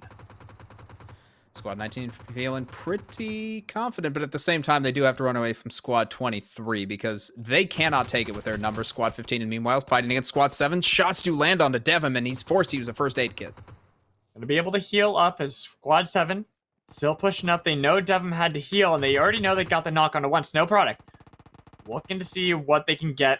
This phase will be maybe resurrected. Devim, are you going to be able to get there in time? Try to push on to Snow Product. Nice. He's going to be able to get the knock onto one. You got to be able to at least execute the kill and then turn immediately towards phase, or you might lose yet another member. The question is, do you go for the res right now, Magical? Because we now have Devim, the last member left alive, 2 low health bars, and they know his location. FaZe was eliminated already by Squad 7. 2 members still remain. Devim trying to push onto the second floor, sees one pushing onto the outskirts around the wall, has the micro Uzi, goes for the shots above, giving away the position. Kami now knows where you are. And that's going to mean Mar tries to move on in. Nice knock coming in. Devim is out of control with his micro Uzi. Nicely done. Might want to go for the Hail Mary play. Jump down. You know someone just entered in downstairs. There it is. The push. You have no idea. Devim will keep Squad 15 alive. What a maniac, able to win that one out after 2 members got knocked and eliminated subsequently. That's going to mean they have a better position and will be able to get a few more points. Not that it necessarily matters, but it's nice to have anyway. Squad 19 going to be rolling on up to the south side of the circle as it closes in for round 5. Closing up, Squad 14 nearby. Squad 19, only one remaining member. It's Donut Choppas that we saw earlier from the boat escapades. Trying to survive, get more points for the team, so we get to see where it's going. And it's still keeping the damn Cement Factory in the game. Right onto that hill outside of it. Squad 1 actually taking advantage of that, so good on them. Taking a look at the leaderboard right now. STRJN going to be the kill leader so far. I believe he had 5 or 6. If he gets this one, that's going to be even further ahead. Donut Choppas took a couple shots with the SLR, but wasn't able to find anyone. Instead, giving away his position. Squad 23, who are pretty far away from 14, probably now know there's someone down towards the south. And same with 19 now knowing where Donut Choppas is. So keeping an eye out as they push up towards that hill. It's funny. I think it was the last time we had a community nights on Kendi. We actually had the same hill that was used as the final circle. So seeing it yet again come into play is always hilarious. Definitely funny to watch, but you know what else is funny? I love the white snowsuit or the white ghillie suit just because it makes you look like a Yeti. And if anyone captures that on stream, I believe that picture is worth a few $1,000s to organizations all across the United States. All right, see, I thought you were going to make a joke about skiing there, the old skiing game with the Yeti, but you didn't. You didn't go for that route, so I was a little disappointed on that one. Could have made a microphone joke, but I felt that was too inside baseball. So instead, Squad 23 is going to fire onto JP. Oh, D-Man looking for JP. Did JP notice you? Well, now he does because he took a shot from you. And with that, he just takes an energy drink. No need to risk it. He's got gear 3 all the way. You can see he is dressed to the nines and ready to fire with that M4. All the way on the top of this little mountain, too. Who's going to be able to keep it? Who's going to be able to retain their position? Squad 19 want to slowly work their way up. They're the ice climbers this time around, seeing Squad 2 off in the distance. Couple shots onto Deos. Will be able to at least get a little bit of damage, but No Mask is also going to be able to run towards No Devil, and they're going to stay safe. Squad 23, that's going to be a complete elimination. Quan Deadshot going to be going down to JP, picking up yet another one. D-Man, that's some nice shots coming out of a squad wiper, and Donut Top also goes down at the same time. Donut Choppers is gone, which means another squad eliminated. Squad Wiper trying to run up the help out, but D-Man crawling its way slowly into the zone, slowly onto the mountain, meaning that Squad 20, who retain control of this hill, they're not going to be too threatened by Squad Wiper all the way down there at the bottom. Squad Wiper trying to go for the res at this point. D-Man still has enough time to make it, but Squad Wiper does need to get into cover. Does find it. Oh, you got to get inside of the circle. Barely is going to be able to stay inside. You have a minute to work with before that zone will start really chunking out at your health. See on the kill feed, 11 getting killed by a smiley face, with D-Man having to heal up. Squad Wiper barely staying out of the control and out of the vision from Squad 20. Oh, D-Man still trying to heal back up. Wait a minute. JP was able to get a good flank and actually continue to keep D-Man down. And Squad Viper now under fire from my mom. Going to be able to get a little bit of damage down, but not get the finish. No, couldn't. Squad Viper will still stay alive. Mom's going to keep this position. Try to see if they can fight back, but man, Squad Viper not making it easy. No, not in the slightest, and I love this positioning coming out of him. However, we are down to the last 20 seconds before the circle closes in. As you were saying, Magical, it's going to be crucial to get inside. Otherwise, that is going to eliminate your health bar at round 5. That it will. That it will. Squad 20, not really wanting to move from this position. It's a pretty nice position to be able to work with. They're right inside of the zone. Squad Wiper very far away and has to play into their hands. So they can get a free kill. They might as well take it. They know that nobody else is going to be playing around it, even though there's a lot of squads still up. There it is. JP says, all right, I'm going to make quick work. I don't want to have to worry about the flank behind us. So this way, we can now focus on 19 and the rest. And with the position 19's held, it's actually really tough for Squad 20 to land shots from this position. However, the circle still very much favors Squad 20. It's all coming down to where round 7 is going to start. Look at Icy on the kill feed. Oh. Icy's been alone for so long. Was able to get 2 kills, but finally get stopped. The rampage is over for Icy. He has indeed been iced. JP going to maintain his position as king of the hill for the moment. Dang it, Bobby, as Squad 2 going to be trying to make their way up. It's not going to be easy, though, considering how much omniscience the Squad 20 has had. There's a lot of squads still up. We have 5 squads still alive. 2 all the way down there at the bottom. They're still inside of the zone, but 1's alive as well. I think we got 19 holding on, and there's 1 more squad that I didn't get to exactly see their position. Not quite yet, but Squad 2 now on the outside of the circle does have to go against Squad 19, currently at the foothill that they're going to have to charge up in Squad 2. Let's see where that circle is. We got a couple seconds left, and that's going to determine the game. That it is. Well, once we get to see where it's going to go. Oh, it's right on to 20. So unfortunate for everyone else, but 20, the king of the hills, will be able to retain their title. Someone's got to usurp it away from them, because you can see them on top. Even though they don't have the most kills, they have one of the best positions. Devin from Squad 15 looked like he was outside the circle. I don't know what was going on there, but I can't imagine he's going to live for much longer if he stays in that far away from the circle. Not at all. I expected to see that on the kill feed soon. Let's see, the play zone was able to kill him as Deos getting a couple shots onto OG Killer. Looking for Squad 19. Ooh. There it is. Going to be able to get the knock. So 1 is down, 19 still at the foothills. Looking to see if they can find where Deos is. But Deos will continue to rain bullets. Keep them pinned so the rest of Squad 2 can move up. Squad 2 going to be throwing those grenades. I don't know how to pronounce that. That's a Hail Mary. Might just be able to get it. You never know. Doesn't happen. No, I was going to say, that was a Hail Mary if I've ever seen one. It was a long shot if you were going to be able to get anywhere close to 19. So Deus will continue to try to climb this mountain. It's Mount Everest at this point. It is a long way to the top, and I don't think anybody besides Squad 20 are going to be able to keep it. And Squad 2, you can see Deos. He's trying to move in and find a position that's inside the circle, but he has to move ever so slightly up every single time. He's finally found it, a position with cover, but that's not going to be great if Squad 15 decides to climb over that next hill. All right, we got Devum, a solo squad over there. We've been seeing Devum for a while, being able to hold out for dear life. Everyone wants to be able to fight up against Squad 20, but that position is literally king for them. And I don't see them honestly losing unless a miracle happens and they're forced off of this position. And it's not going to happen just based on the way that Squad 20 is playing. They're keeping their cover. They're looking inside the circle. They're maintaining the high ground constantly. And Squad 19 is just kind of driving in. They're driving in, trying to fight against Squad 2, but it's not going so well for them. They all explode in the vehicle. They die, and that's another squad eliminated. 2 will be able to retain their position and stay alive. Let's take a look at Devon, Squad 15. He is currently still the solo squad, getting a top 3 finish, despite I don't think I've seen him get many kills beyond the first couple rounds. I was going to say, we saw that early fight where it was just around the barn, but that's about it. Devon's just been kind of hanging out, chilling, relaxing. Oh, you got to get inside the circle, my friend. Look at the damage.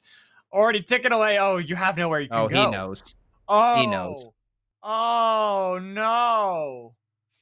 He knows. There's no way out. There isn't. There's no way to climb up that hill. He has a ton of bandages, still 40 left. But, it's only a matter of time. Poor Devon. Well, maybe he kept a journal. We'll be able to read that in history class when that eventually comes out. Devon's kind of like, yeah, there's not much I can do here. I'm kind of stuck. Mom, please come help me. So it's pretty much just Squad 2 and 20. And Squad 20 once again gets the circle. So really just everything going their way. Squad 2 would have to pull the craziest maneuver ever seen in PUBG Mobile in order to win out this round. Well, No Devil is going to take a quick nap, lie down on the ground. It means 2 members only for Squad 2 trying to fight against the 4 of 20. We're retaining their position, keeping them pinned. And since Squad 2 have to work so far to be able to come near them, JP's just like, you know what? I might as well play with my food a little bit. Let's get some kills along the way. Devon finally dies to the play zone. JP pushing in towards No Devil, looking for No Mask and Deus, who are still hiding down there at the foothills, trying to see if they can work up the path. But they only have a couple more seconds left before the circle closes in and they're forced to move out. You can see the second they move, Deus gets knocked down. And with Mask, the last member surviving, and JP in the sights, that's going to be the match. Squad 20, with the godsend of those circles, takes that away from the rest of the lobby. That's what we expected. The circle loved Squad 20 in that game. It constantly was favoring them. The moment they got that hill, it always centered on their location. They never had to move. Everyone had to play into their hands. So while they might not have gotten that many kills, it didn't matter. They got all the points. It was definitely a well-played performance from Squad 20. They kept the high ground. They were very lucky that the high ground stayed with them. But looking at the kills, it is a top kill of 5 in this round. All 3 squads in the top 3, actually, managed to have a member with 5 kills. Not bad, not bad. But similar to Sanhok, there was a lot of early skirmishing. But unlike Sanhok, where it's all happening pretty much at once at the beginning, this was a little bit more spread out throughout the game, where you saw fighting after fighting after fighting. So it means that there wasn't that many kills, but we get to take a look at the 1+ replays and pretty much see where it all started. And Squad 11, unfortunately, it looked like they were going to be able to fight back. Squad 5 were there first. It was unfortunate that they got third squadded in Checho, just unable to make a second play after his entire squad was eliminated. Vicarant, the final stand, manages to get a great knock here, but unfortunately, there's more than one member. Speaking of Devon right there, does get knocked here in this fight against Vicarant because of the grenade, but it was 1 against the world. All it needed was another person to be able to show up, so we get to see Arsalan trying to get that long-range kill at 23. We're like, what are you doing? You gotta focus on us at least. Squad Wiper also getting this nice little sneak kill on the 1+ replay, able to get Joe J down for that. I don't believe that was the final kill. It was D-Man, actually, who had to run around the building from his squad and finish it off. There it is. Gotta be able to find him. D-Man gets Joe J.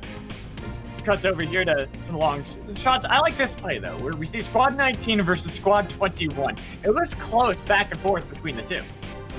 Yeah, there was actually some sloppy shooting coming out of Squad 21, but you know what? It did manage to work out for them in the end. Devon, in this battle, in the same house that we saw him in just a couple seconds ago, does manage to win this one out against Squad 7 in a very tight 1v2. risky dive off the building here, too, to be able to find Hamar right outside and like, all right, cool, and get another free kill. Let's take a look at Squad 20, their position. Too good to be able to fight against, and the RNG is just blessing them and their souls here on Vikendi. I mean, from this point on, it's literally just a Squad 20 highlight reel. This is the final fight where JP47 manages to see Mask take him out for the winning kill and just hold the position that they had the entire game. So we got to look, and like we said, there are other lobbies. There's multiple rounds going on, rooms going on per round. So you see at the top is not someone we watched. It's actually going to be Ivy Jovel OP at 40. So 10 kills, first place. Going to have a lot of points there for yourself. While the next closest is going to be in a two-way tie for second with 36. Very, very close. From the same team from the looks of it, Dildar and Sun Min able to get that one out in 6 kills and a first place finish. So well done by the squad. But snipers, Dildar 191. Again, not as much as you're going to see on the first 2 maps, but still a relatively impressive distance to snipe.